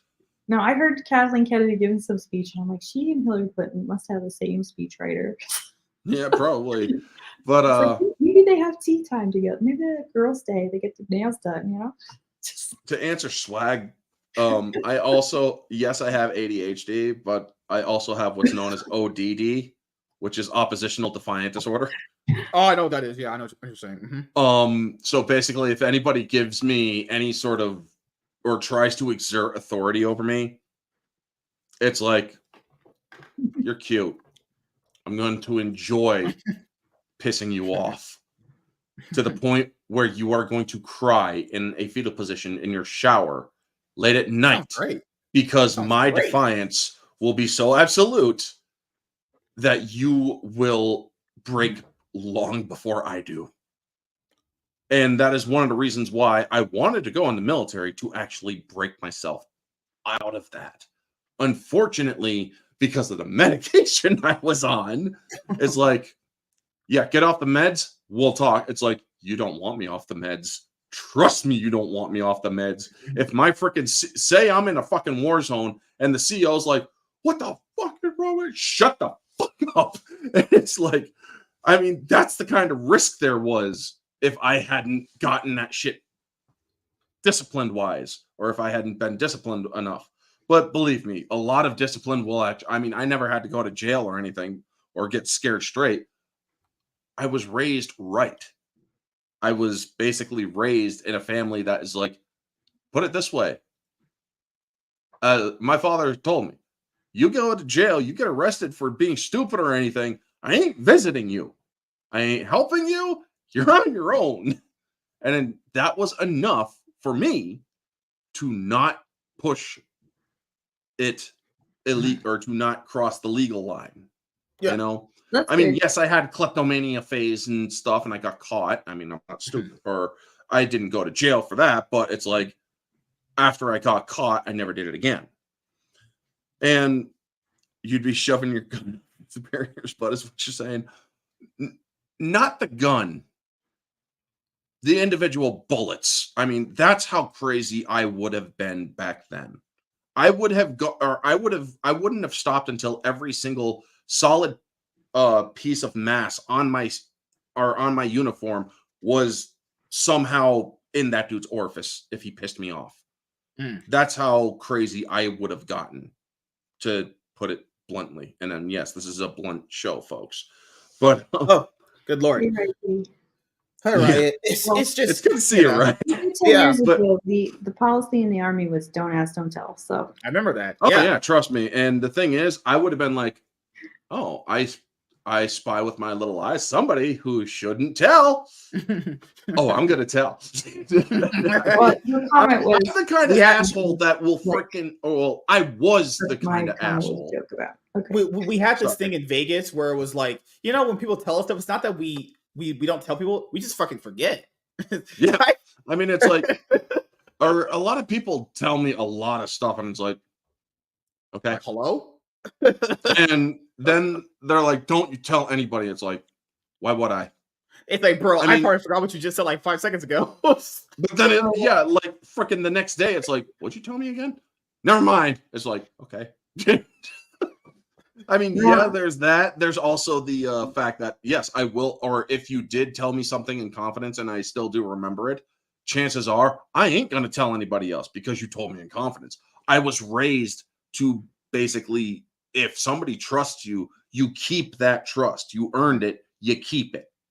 So somebody could tell me that they killed somebody, and it's like, I ain't telling anybody that shit. Unless you freaking try to kill me. And I mean, if you freaking betray me in any sort of way, all bets are off. But well, at the heart of any society, trust is ultimately the currency that in which people operate with. You know, even your dollar bill is supposed to represent a certain amount of backing, you know, in the Federal Reserve. Yeah. So.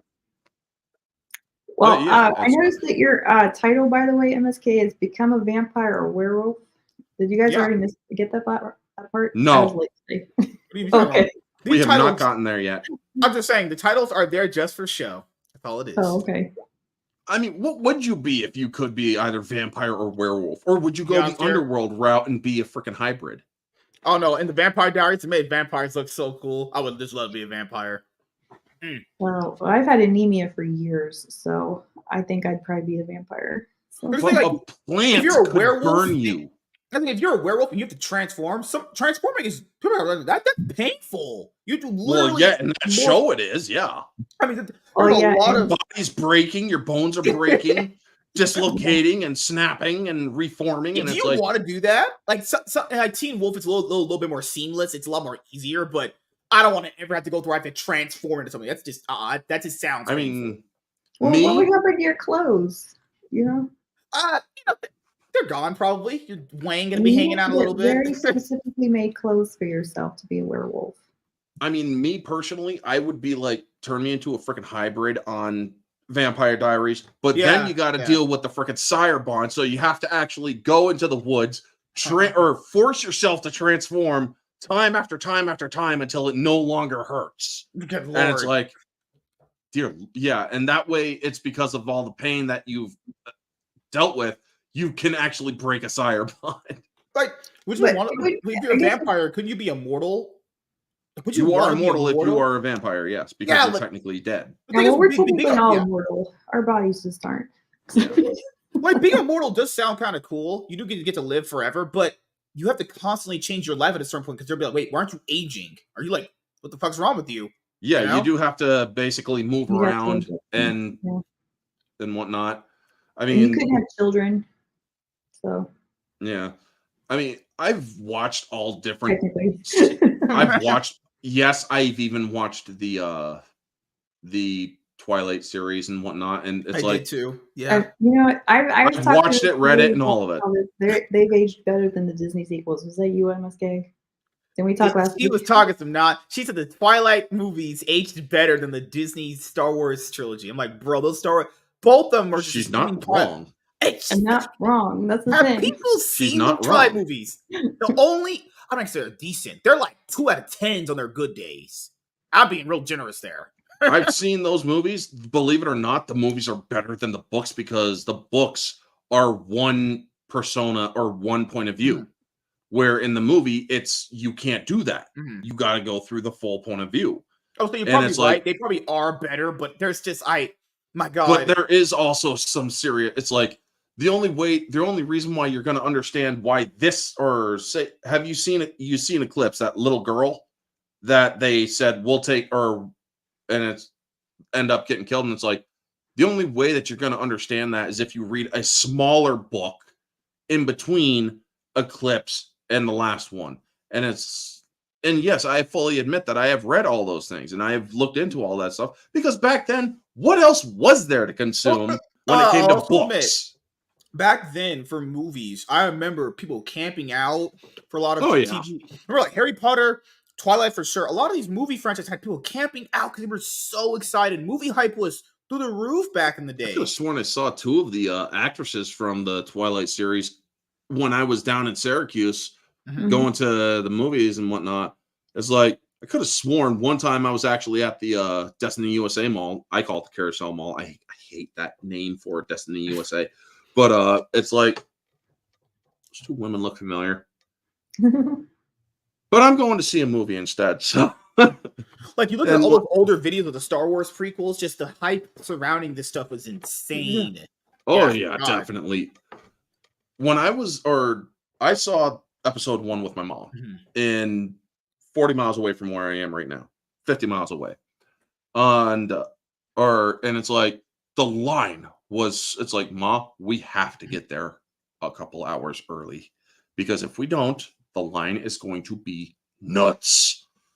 And there was a couple hours early. I should have said 5 hours early, because holy crap, the line was still kind of huge. And it's like, well, thank God it's not all the way down the freaking road, all the way up to the freaking ski jumps, because Lake Placid, yes, I live in northern New York, folks, in the heart of the Adirondacks. But it's like, we went to Lake Placid to see it, and great movie. I absolutely love the prequel trilogy, and I will always love the prequel trilogy. But this new stuff that Star Wars is doing, I look at it and it's like, what have you done to my boy? The meta-narrative. Massacred my boy. So, hi, I'm Jimmy. I'm real. Hello, Jimmy Rizzo. Good to see you. Jimmy, if you're real, I don't know. If you're real, you need to do 5 jumping jacks. if you're real, you should give MSK a tip. Yes, give me That it. Or no.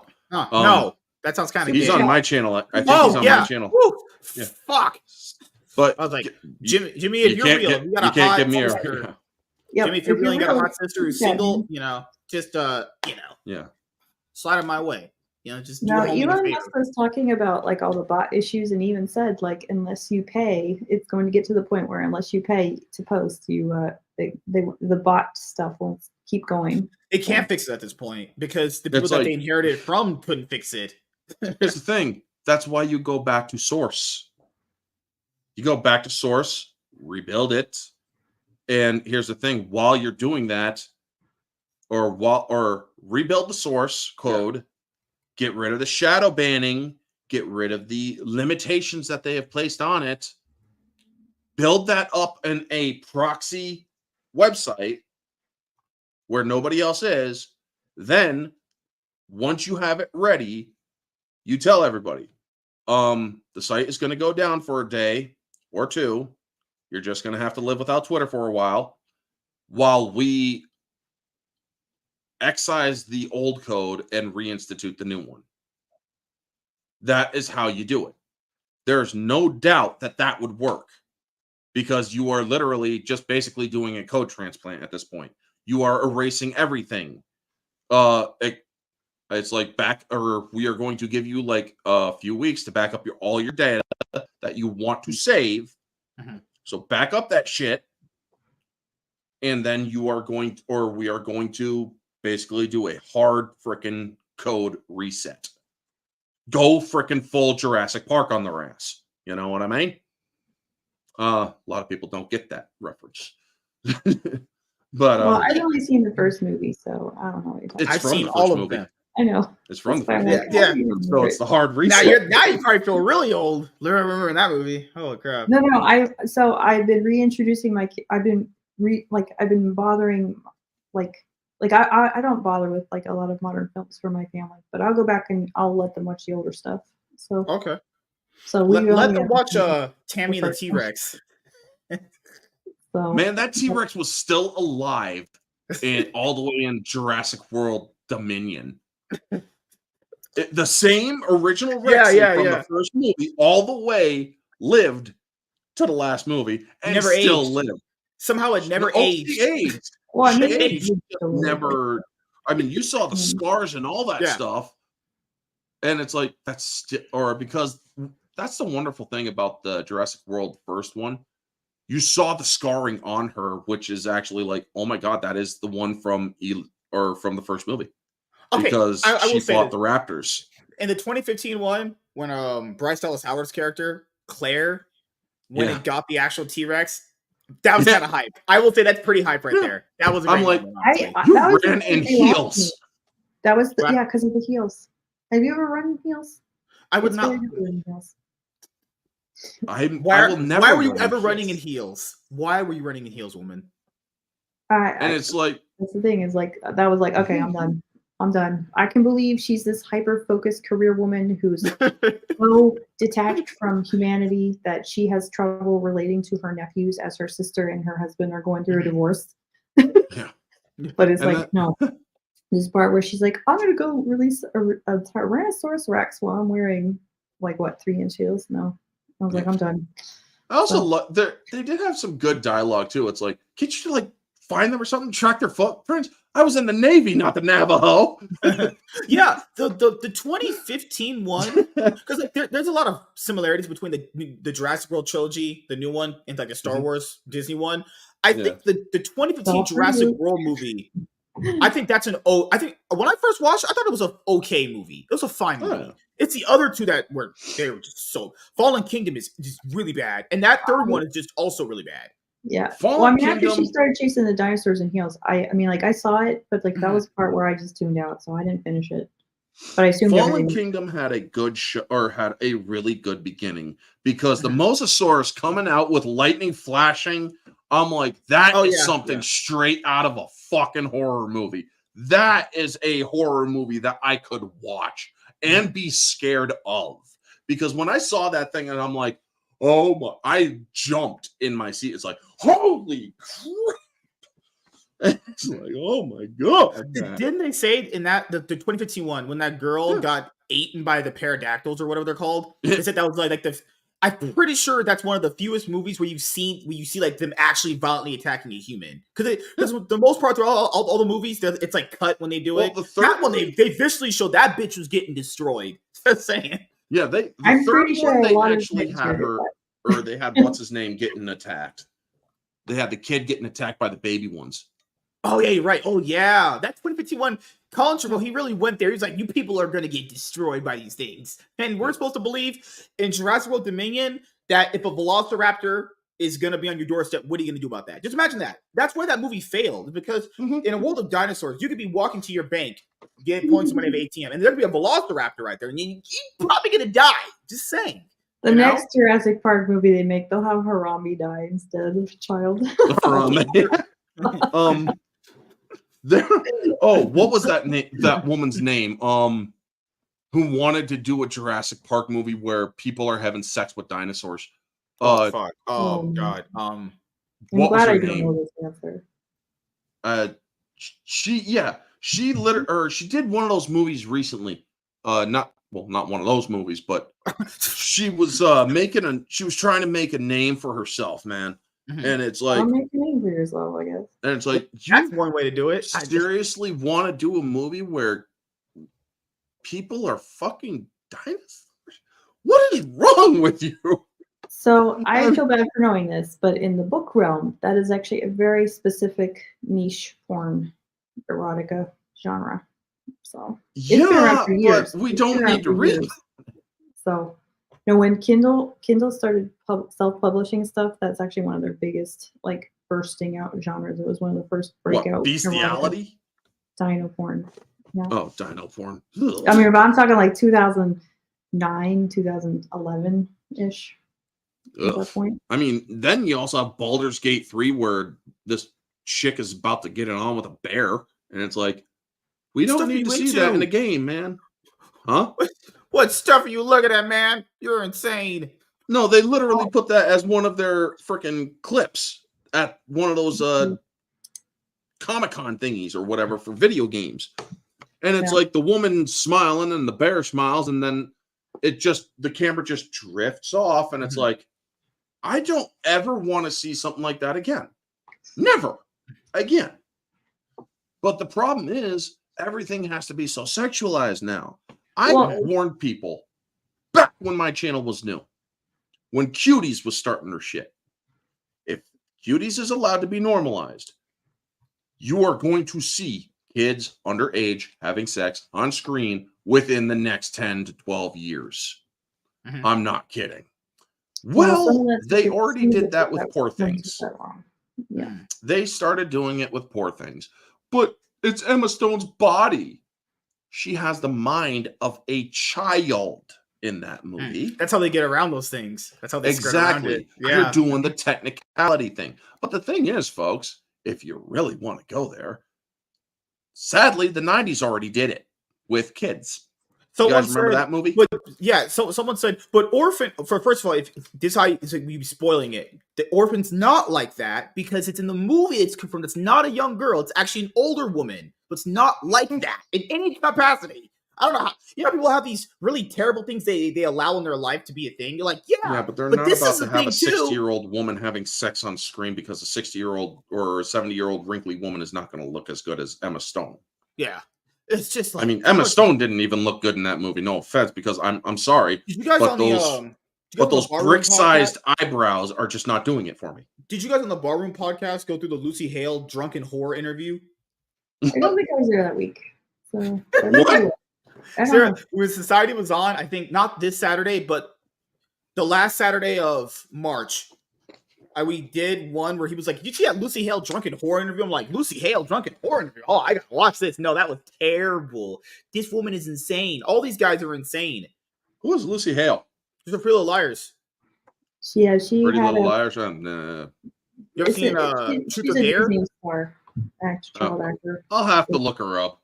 But Yeah, but oh my god, man! Just hearing some of these stories from some of these Hollywood stars at this point, like I think at one point she was mentioning, I could have relapsed because I love this guy so much. I would have went back to him. It's like, hello?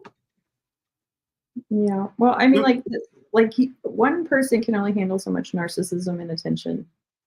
So I'm not naming names, but I do know that very well. When you're young and you're not protected properly by your parents, it's very damaging to your psyche. Because I mean, even older stars are very reluctant to fade away with dignity. That's true. Yeah. I mean, look at Harrison Ford. Isn't he replacing what's his face from Civil War? And, William Hurt. Oh, he's replacing Thaddeus William Hurt. Yeah. Yeah, he's going to be President Ross now. It's crazy. He's going to be their version of Trump. It's crazy that they found a replacement and recasted an actor when he died. About 3 months later on, but for Chadwick Boseman, you can't replace the black guy. And yet they grabbed the one actor who was so freaking brittle he broke a hip or he broke a rib falling downstairs for Indiana Jones 6 or 5 or whatever it is. I thought that was 4. So. But it's like, well, nobody acknowledges Crystal Skull, so you're right. That was the one thing where people were like, but Chadwick, he died, so it's kind of inappropriate. It's like, even that's our stupid argument. It's like, oh, okay, he died. All right. And this guy just dies. Literally, with about 3 months, he's recasted. 3 months. They didn't even time his first time anymore. You're like, oh, he died. So sad. Yeah, I'm sorry. Yeah, out with him. This guy's in. Yeah, well, I don't think I ever told you my idea for the rewrite for Wakanda Forever. So just less black people? No. Dang it. I don't think so. But more or less like white Wakanda Forever. Just white people. No, it starts out the same way, with the magical energy thing. What's it called? Purple stuff. Vibranium. Okay, so Riri's vibranium finder machine is under the water, and Chadwick Boseman's Black Panther goes out to stop it, and it accidentally kills him. And then Riri is the villain, basically, instead of the girls gotta work together propaganda. Yeah, and they turned Namor into Namor. It's like Namor. Yeah. Namor.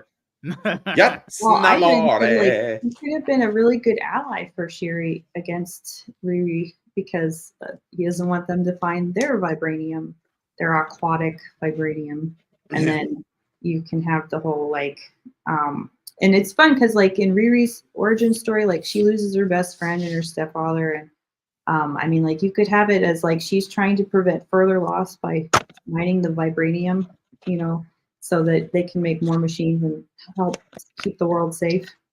But they wouldn't dare put black girl from America against black girl from Africa because they don't want to actually talk about the different cultural values that those two societies have. Then there's thousands of people freaking being like, Riri and Shuri need to be lesbian lovers, and it's like, why? Well, that's just kind of the Tumblr people that come into Twitter, I think so. But I mean, it's like, well, technically, what's her name? Or Oh wait, Shuri got dusted in in Infinity War, didn't she? Yeah, she got dusted. So she was like 17 or 18 or something, or 16. So 5 years later, she would, or plus year. Oh God, the timeline was just so fucked up. I mean, 9 years in the future, 2014. So it's 2023 in Avengers Endgame. So, well, we're now past 2023.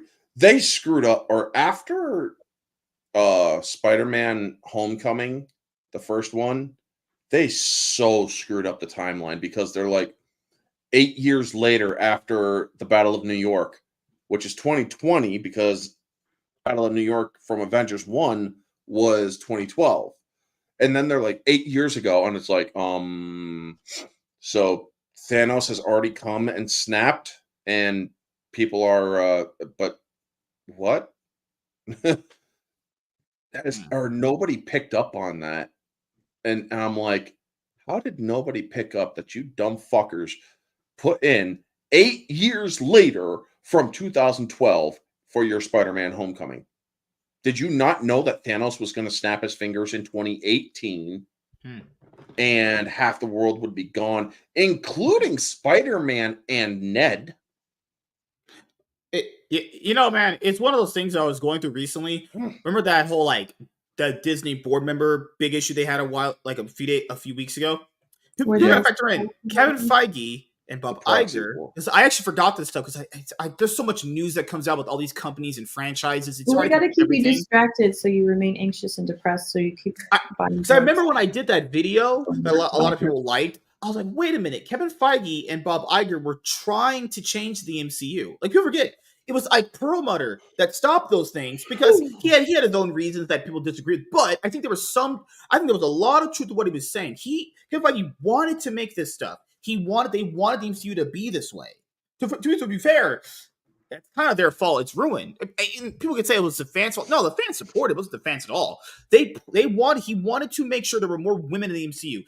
Kevin Feige originally talked about it wasn't diverse enough. Remember that? Those were comments he made. I forgot which interview it came from. Pretty sure it was like CBR, some bullshit like that. He was pushing for that. Even though the franchises were fine, they were making a lot of money.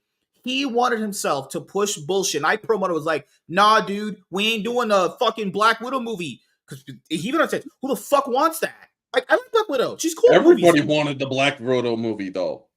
Yeah, he just thought it wouldn't make it a lot of money. He thought Ike Perlmutter thought female-led superhero movies don't make a lot of money.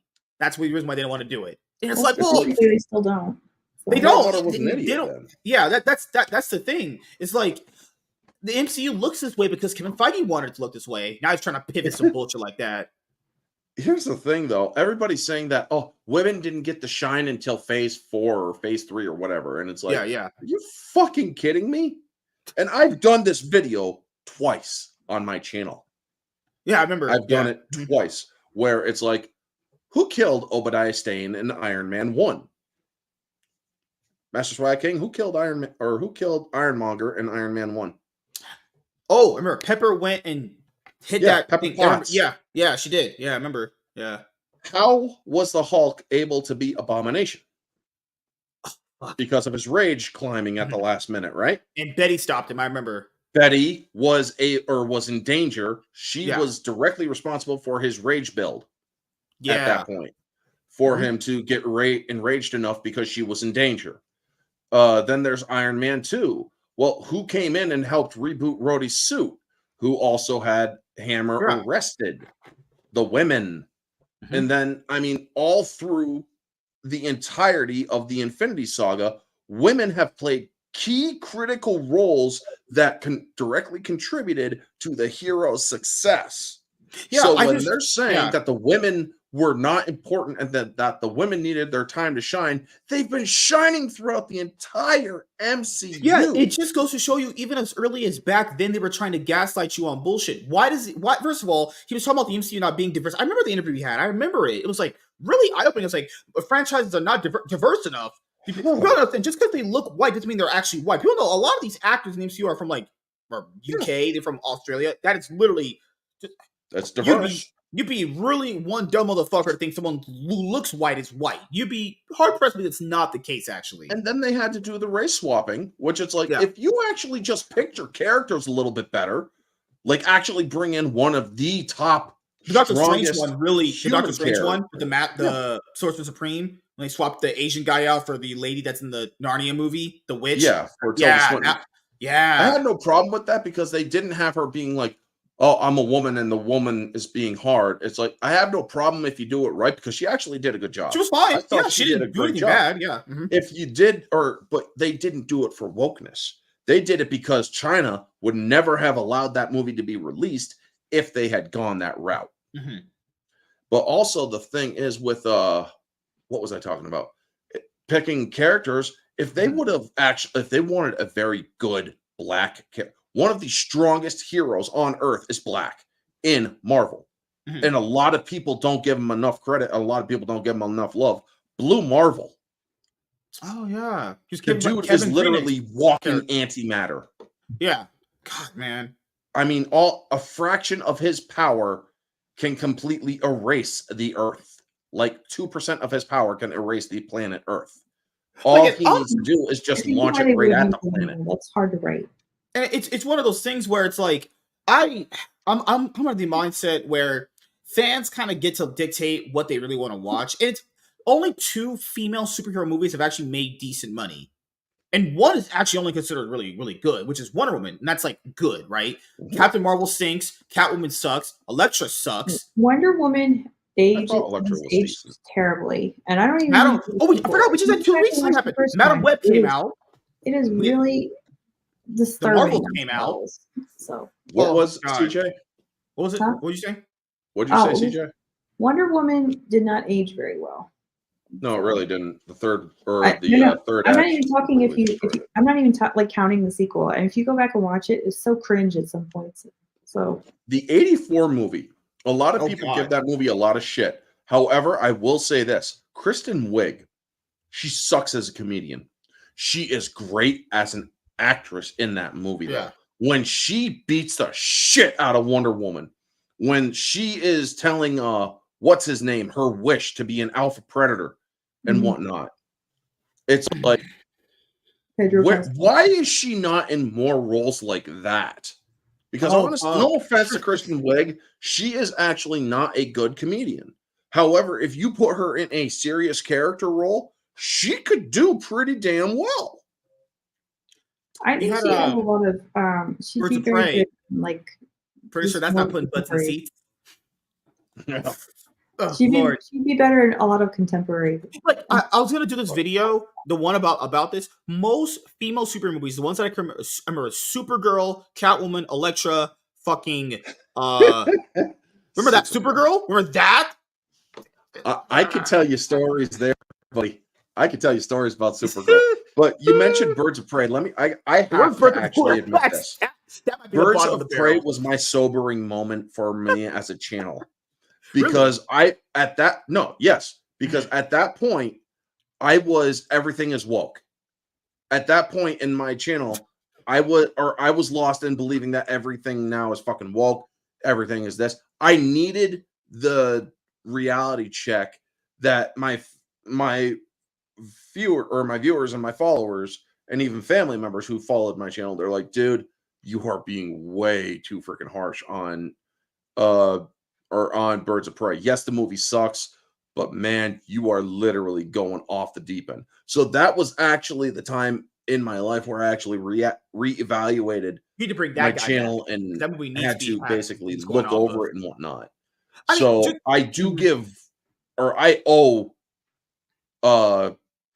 Birds of Prey that much gratitude, where it's like, you helped me become a better channel because you were the movie that I needed the kick in the ass from my viewers for. Well, stuff can be like, the thing is like, you can be liberal without being woke. So true, yes. It's a very fine line, I think, to point out. Yeah, For me. I think that sometimes things just aren't even woke. They're just bad. They're just terrible decisions. Yeah, It has nothing to do with exactly. woke. Like Birds of Prey, that might actually be the bottom of the barrel next to like Wonder Woman 1984. We just had 2 female super movies that came out that made the lowest box office grosses of those franchises. Madam Web, which came out last month. February.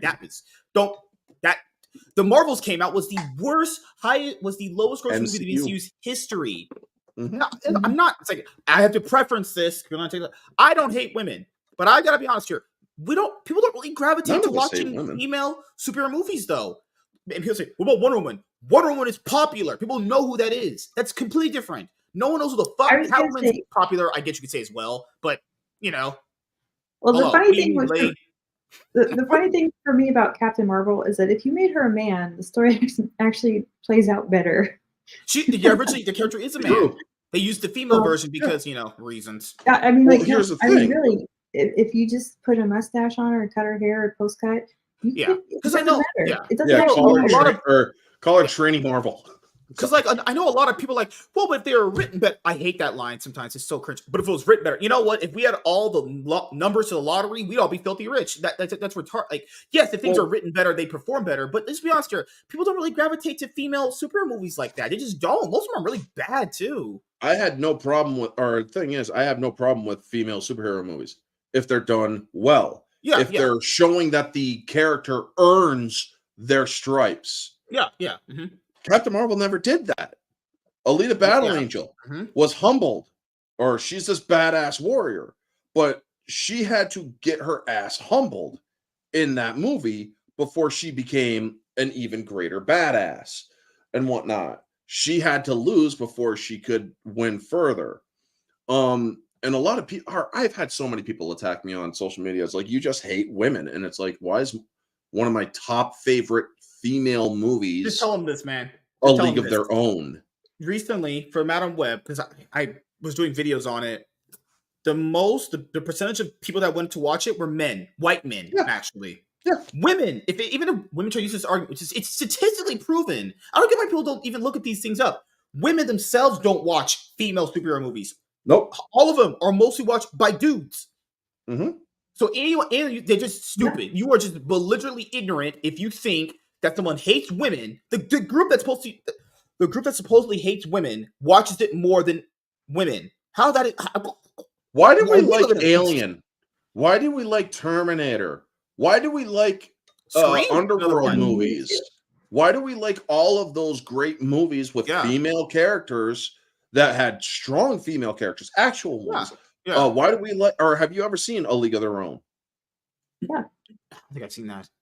The baseball one with women's professional baseball during World War II. Mm-hmm. Great freaking movie. That's actually one of my all-time favorite movies. I know you like horror movies. Most horror movies. Remember the final girl trope? Like Scream. Yeah. Scream is fucking hell. I forgot her name right now. Nev Campbell. Nev Campbell. Yeah. People She's coming Laurie back Strode because they're desperate. People like Laurie Strode in Halloween. Like, it has nothing to do with people hating women.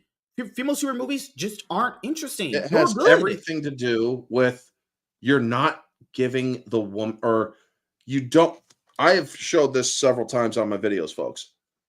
Captain Marvel, right here, this hand, left hand, and the men in Captain Marvel. The men go down here. Mm-hmm. You're cutting them down quality-wise, but you're keeping Captain Marvel at the same spot.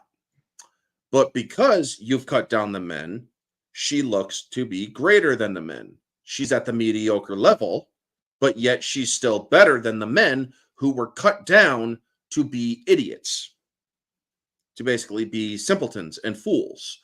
So it's like, how do you, or she's still mediocre. She doesn't have that, she doesn't have any growth in the movie. You're trying to say, oh, it's the her all the time. And it's like, I'm sorry, but when you start pulling that shit, she made herself unlikable. And we all remember the Rotten Tomatoes controversy surrounding Captain Marvel. And not only that, I lambasted. Are you aware of the alternative to Rotten Tomatoes critic list? Oh, fuck. I gave the Marvels a 0. And the reason for being it is because the Kamala Khan character was seriously sexually crushing on Brie Larson's character to the point where it's like the way she is delivering her lines, she is actually, it's like she actually has a sexual crush on this person. It's not idolizing her.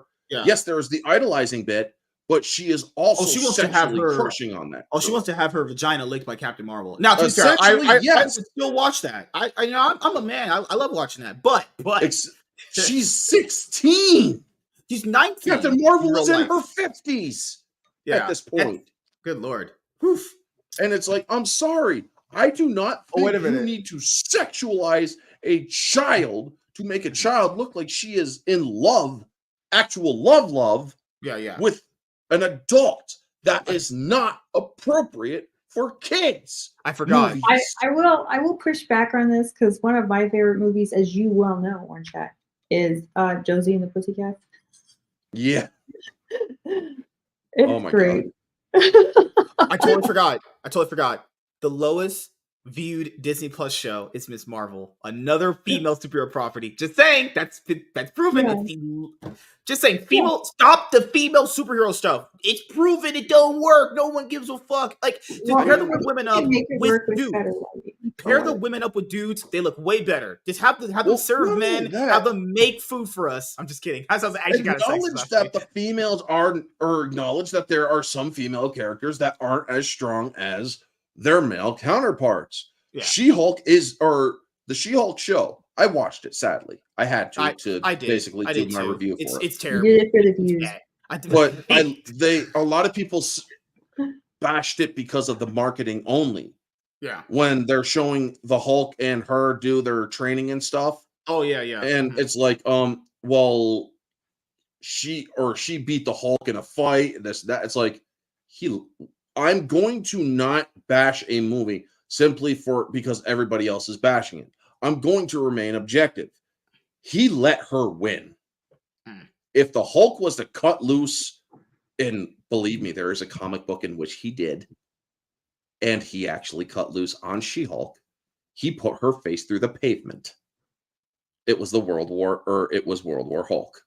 Yeah. Where she's like, I'm going to have to fight. It's like, bitch, boom, right into the freaking ground. There was no fight there because she can't stand against him. Dude, that was that's the show where I capped out at. She-Hulk was so bad. I don't know how you survived. It was. I mean, but there's also the part where she throws the rock further. Yeah. And then he just picks up a rock and just throws it into orbit. And it's like, don't think you're better than me, honey. You got a long way to go.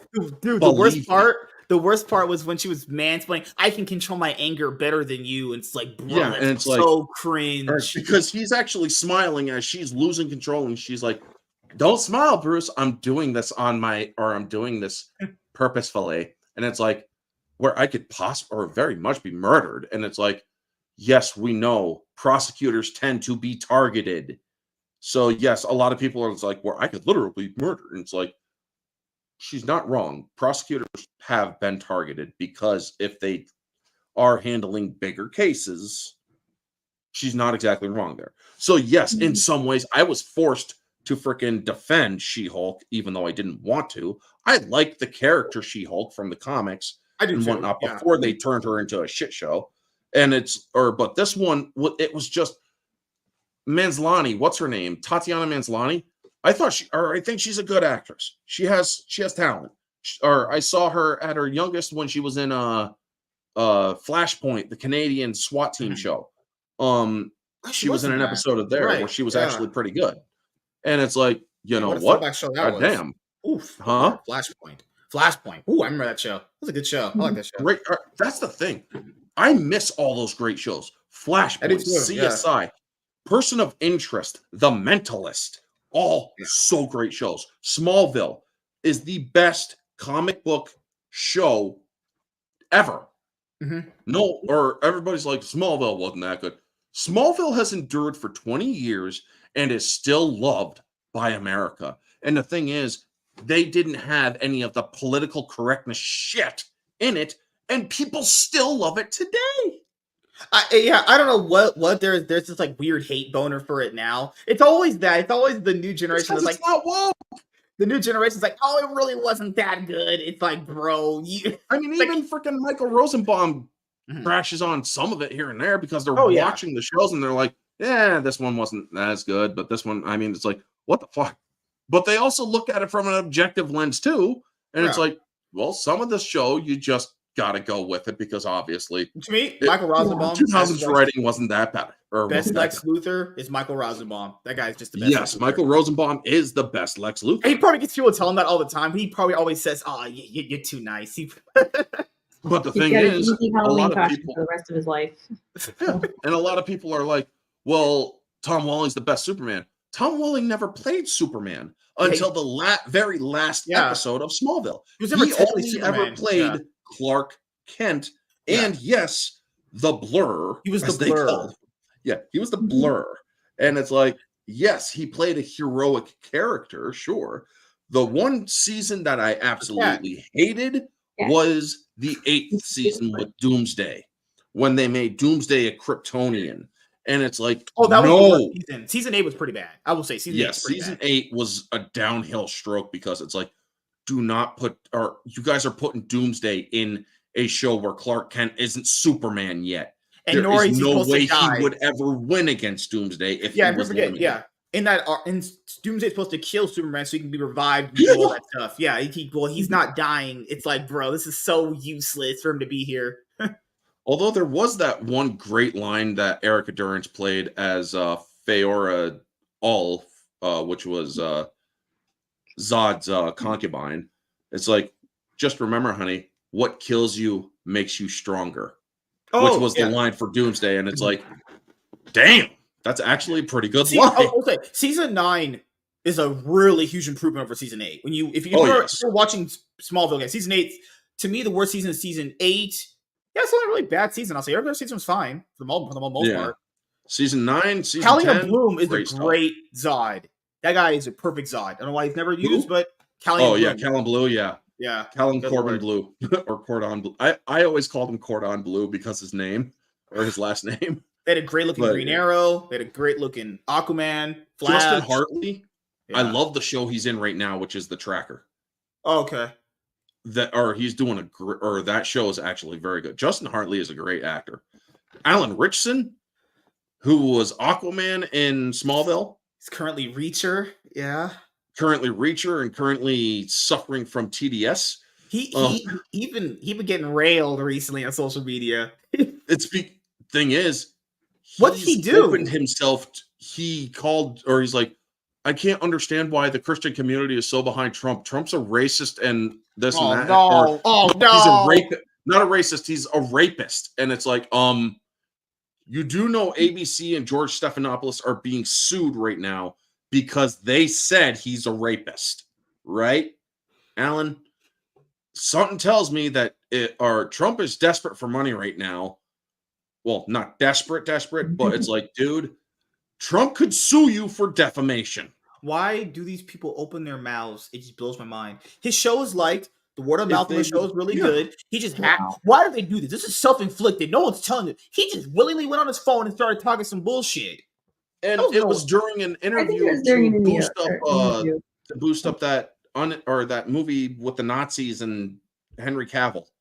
Minister of Ungentlemanly Warfare. Yeah, because he's also in it, and it's like, dude, you are not doing that movie any favor, because by doing that, or by going on promoting your film and saying Trump's a rapist and all that shit, while you're promoting that film, you are telling conservatives not to go see that film. Right now, conservatives and a lot of other people are the ones who are responsible for the box office success. Because if you just leave it to the liberals, why do you think your movies are failing? Well, you get bros. Yeah, you get bros. The thing is, and then the main actor goes, "Oh, if you don't watch this movie, you're homophobic." Remember that? Or the bros movie? If you don't watch the movie, you're homophobic. If you do watch it, you're homophobic. You can't. A movie that was directly, pretty much implying you probably got to be gay or lesbian to enjoy this. And the actor's like, "Yeah, if you didn't watch this, you're a homophobic." He said he was joking. He probably maybe he was joking. No, not he wasn't. what you're probably thinking. He was lying his ass off when he said that. Yeah. But the thing is, it's like, why would a straight man watch that? If you're a straight man, I'm pretty sure you're straight. I'm pretty sure she's straight. Why in the world would you watch that? Why would you watch that as a straight person? And most of the planet is straight, despite what I still haven't seen Rocket Man. I remember the Disney movie Rocket Man. Yeah. You mean the Rocketeer? No, the Rocket Man one where they go to Mars and it's like there's I just remember the monkey food roll on the top of the plane because the guy doesn't go to sleep. So yeah. But yeah, there was also the case where, but a lot of people are like, gay people need to play gay people and this and that and whatnot. And it's like, the guy who played, or Elton John came out and he's like, he did a great job and he's straight playing a gay guy. Yeah. I had no problem with his casting. Well, they're like, well, don't you think a gay person should have been? No. They should have picked the person best suited for the role. Oh my God. Gandalf. Remember when Scarlett Johansson was going to be cast to play a trans person and said she couldn't do it? Yep. Oh, she defended it first. Then that sounds kind of bigoted. Like, I should be able to play whatever the fuck I want. And that sounds kind of bigoted. Just saying. And then they're like, hey, you're a fucking bigot. Well, okay, I'm sorry if I offended people. I shouldn't be able to play what I want. But then there's an actor who came out. Mm-hmm. His name's Billy D. Williams. Mm-hmm. I love that man. And he's like, actors should be able to do what they want on the screen. They should be able to portray what they want and play what they have to play. Nobody is going after him right now. Mm-hmm. And there's a simple reason why. That's because it's because this is an actor who has the respect behind him. When Scarlett Johansson came out and said it, the same exact thing, I should be able to play what I want. They are like, you are just essentially to most teenagers a pair of tits. You don't have clout behind you. Now, I'm not saying that to be sexist. I'm saying that because at the time, all she has really under her freaking belt is the 8-legged freaks scene where she gets plastered to a wall in webbing that looks very disgustingly like something else. Mm-hmm. And then there's also her playing Black Widow, and that is it. That is all she was known for. And then she comes out and is saying, well, I should be able to play this and that. It's like, you don't have the star power to make that statement and not get lambasted. Billy D. Williams just recently went on The View and torched Sonny Hostin. Billy D. Williams then made the statement, actors should be able to play who they want. Mm-hmm.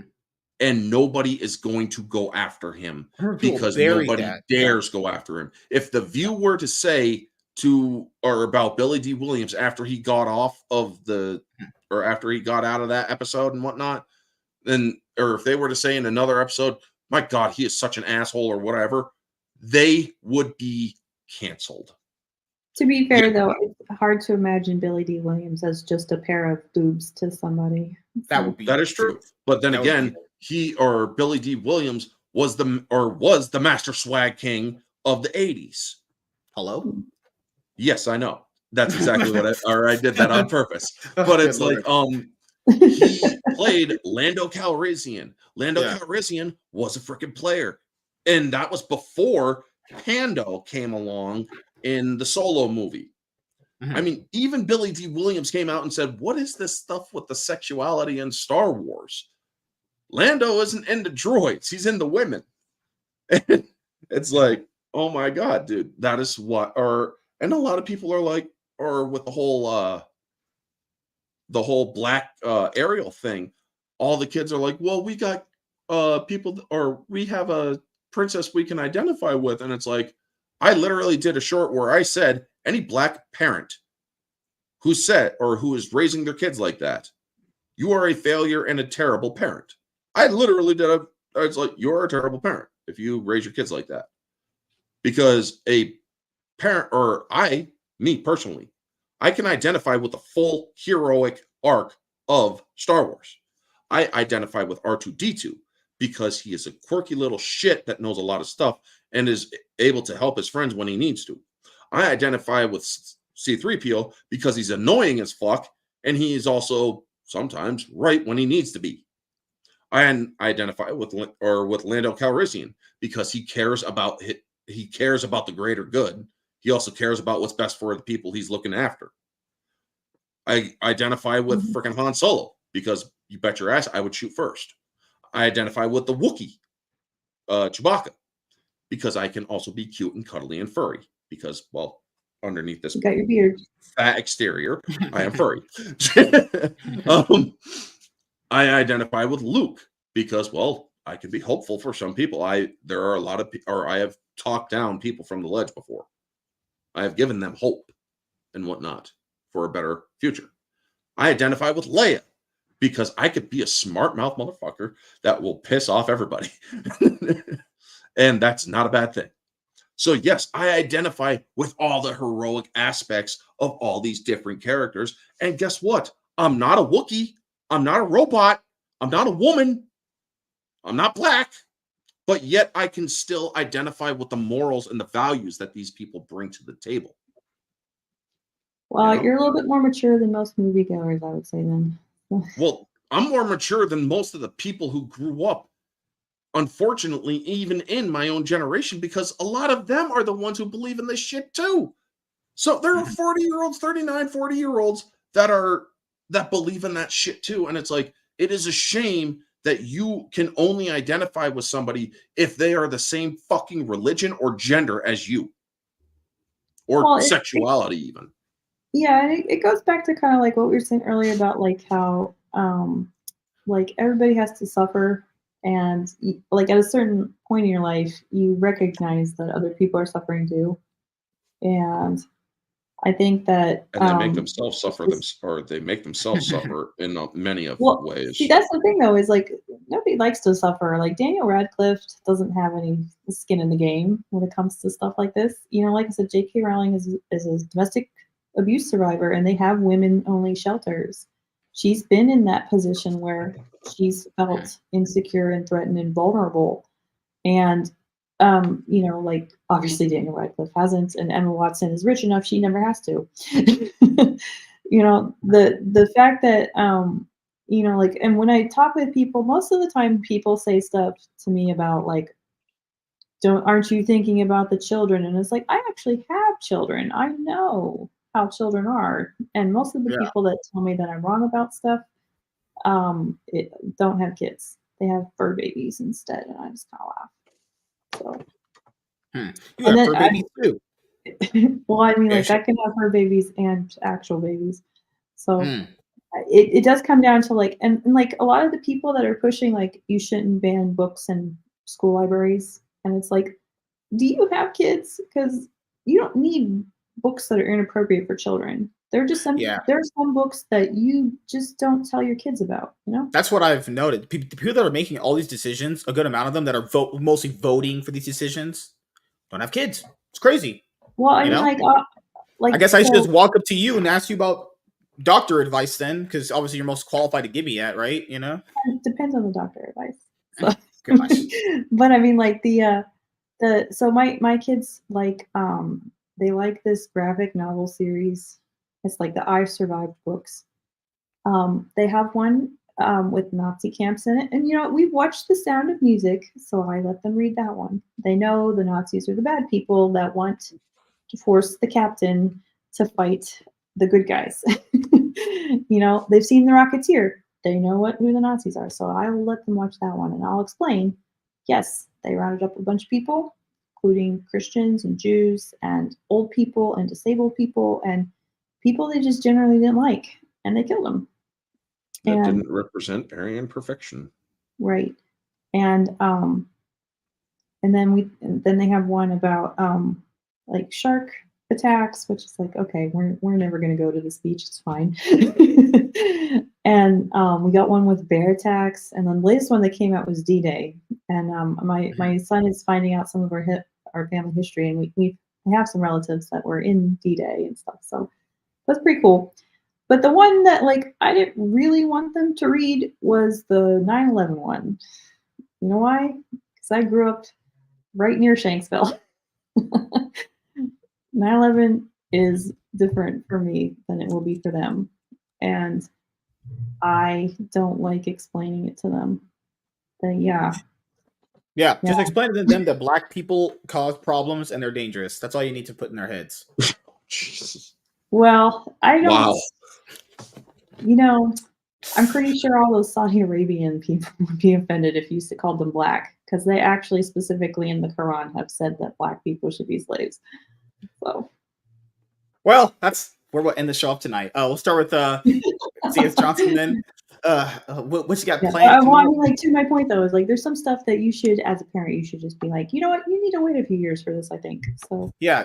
What's that saying? Don't grow up too fast or whatever. You know. Well, like the idea is that kids are pretty resilient, and you know what, it's true, but they're not very mature, and they don't know how to process things until they're ready to process them. You know, and you can really only handle trauma well if you're able to handle it well. There are some things that you have to wait for the right time, and it's just not showing them like, this is my body and this is what you do during doing married person stuff time. You know, that's not appropriate for them. It's not, and that stuff, tell them, is gross, and girls are disgusting, and they're. And I will say there's a difference too between like explaining a historical context for things and everything. Then there is like, oh, this is who you could be, and it's like that. There's a difference between being past oriented and future oriented. I mean, a lot of the reasons that we have a lot of revisionism going on in the media is because people don't understand the past very well, so they have to understand it through the present, and they're looking at, instead of looking at the present through the past, they're looking at the past through the present, and that'll just ruin a lot of things. Well, we'll start with T.S. Johnson then. We're going to be heading out of the show. I got to get to bed and sleep with my wife that I maybe have, or my pillow. You never know, honestly. I'm black, so you have to trust me. Otherwise, you're a racist, bigot, misogynistic, homophobic, transphobe, Trump-supporting Nazi. I'll be that thing if you can repeat it exactly as you just said it. I don't think that's ever going to happen. I was saying all the NPC buzzwords, actually. Well, you got to get noticed somehow, I guess. Good Lord. I thought about just going on Twitter and just posting naked pictures of myself. That's how I'll get noticed, actually. You know? Do it on OnlyFans. You'll make money better. That's at least I'll be making money over there. I'll see you on that To Catch a Predator show. Oh God, what the hell? You're not gonna be there. Is it Chris? Wait, is it Chris Matthews? Yeah. Yes. Hello, Chris Matthews. I'm gonna be a BBC doctor. That's what I'll be. Okay. All right. So, what you got planned, lady? Coming up beside being a MILF. Oh, well, my husband bought us a cruise for our 15th wedding anniversary, so I won't be here for the next 4 weeks. Oh, you're going to be leaving me? Yes. After this week? Yes. You're just telling me this right now? Yeah. Oh, God. I figured this, Freaking women. Oh, my God. They don't think that you've, like, kidnapped me and put me in a basement somewhere or something. That's what I was planning on doing. Why would you tell my secrets to the world? Like, what's wrong with you? So you'll be gone for like the next month, actually? Yes. I forgot your kids are homeschooled, so that's not gonna matter. Yeah. So we're 4 getting weeks. some history in. 1, 2, 3, 4. So you're gonna be back on the literal fucking hell. I'll be back on the 21st. The 21st of May. That's gonna be crazy. Well, it's wow. 15 Why years. do you take a cruise that long? I was saying, why do you need to take a cruise that long? Because it was on sale. Oh, God. Picks or it didn't happen. You're taking a cruise from basically for 4 weeks. The man has suffered with me for 15 years. Oh my God. You better be getting a whole lot of sex. It's not just me either. He's put up with my family and his family. She ain't going to be able to have sex. She's going to be, or the kids are most likely going with her. Oh, yeah, yep, right. We're going to take the kids. So why? Can't you hire a babysitter? I traveled all over with my parents when I was a kid. So it's one of my favorite parts of my childhood. So I'm dragging my kids all over the world too. Well, she'll be gone just like my dad. And when we see her, we're going to be like, oh my God. I'll bring you back some milk. So Bring us back some happy memory photos. It'll be white milk. I'm dead inside now. Orange Hat, what do you got planned coming up besides leaving me for 4 weeks? Well, I ain't gonna leave you for 4 weeks, Bob. But tomorrow is my Terminator franchise thoughts on our theme stream, 1:30 p.m. Well, actually, today that will be happening because it's after midnight here. Also, the Barroom podcast tomorrow night, tonight. Wednesday is on Jade Shadow's channel for Lethal Weapon 2. Thursday is From Paris with Love on my channel at 8 p.m. for the singles. And then Friday is Orange Hat Uncensored with Janet from Another Planet, Ruben Christopher Haynes. Saturday, me and Nerd with the Cigar, or Sunday rather, me and Nerd with the Cigar are coming back for the weekly recap. And I am so happy to hear that we are finally getting our third Boondock Saints movie. All right. And as you guys know, I have lots of content coming up and planned. I'm going to start getting back on my recording video grind very soon. You know, I might put out hentai reviews, porn reviews. You just never know what I'm going to do, you know? See, this is why I can't leave you for 4 weeks. You know, my wife said that, and well, that's the thing. She's gone. Fucking hell. You know? She's like, I can't leave you. It's like, yeah, she went and left me and started slinging meat inside her with another man. Ugh, Lord. Came home, you just saw his long cock hang out and everything. Good Lord. Oof, what a day that was. And this may or may not have happened too. Keep in mind, I'm actually insane. You know, I'm actually wondering if the ghosts are in here with me. I might be currently in a straitjacket in an asylum. You never know. All right. Well, I'll see you in 4 weeks if you're still out of the asylum. You know what? You're in California though, so it's more likely that you'd be running the asylum. That sounds great. This will be rich. Well, everyone, thank you guys for coming out tonight for another episode of the Iron Man podcast. We just hit 400 episodes yesterday. We're going to be on our way to 500. Maybe we do an IRL episode for 500. You never know what we're going to do. Maybe I'll have an Amaranth for 500 episodes. You never know what's going to happen here. Maybe, just maybe, Melanie Mack will come on, and I could spit a whole bunch of Riz. Not happen? No? don't think she'd like that. What do you mean? I could woo up any girl. It's just how I can do it, you know? Well, we'll see you guys later. Have a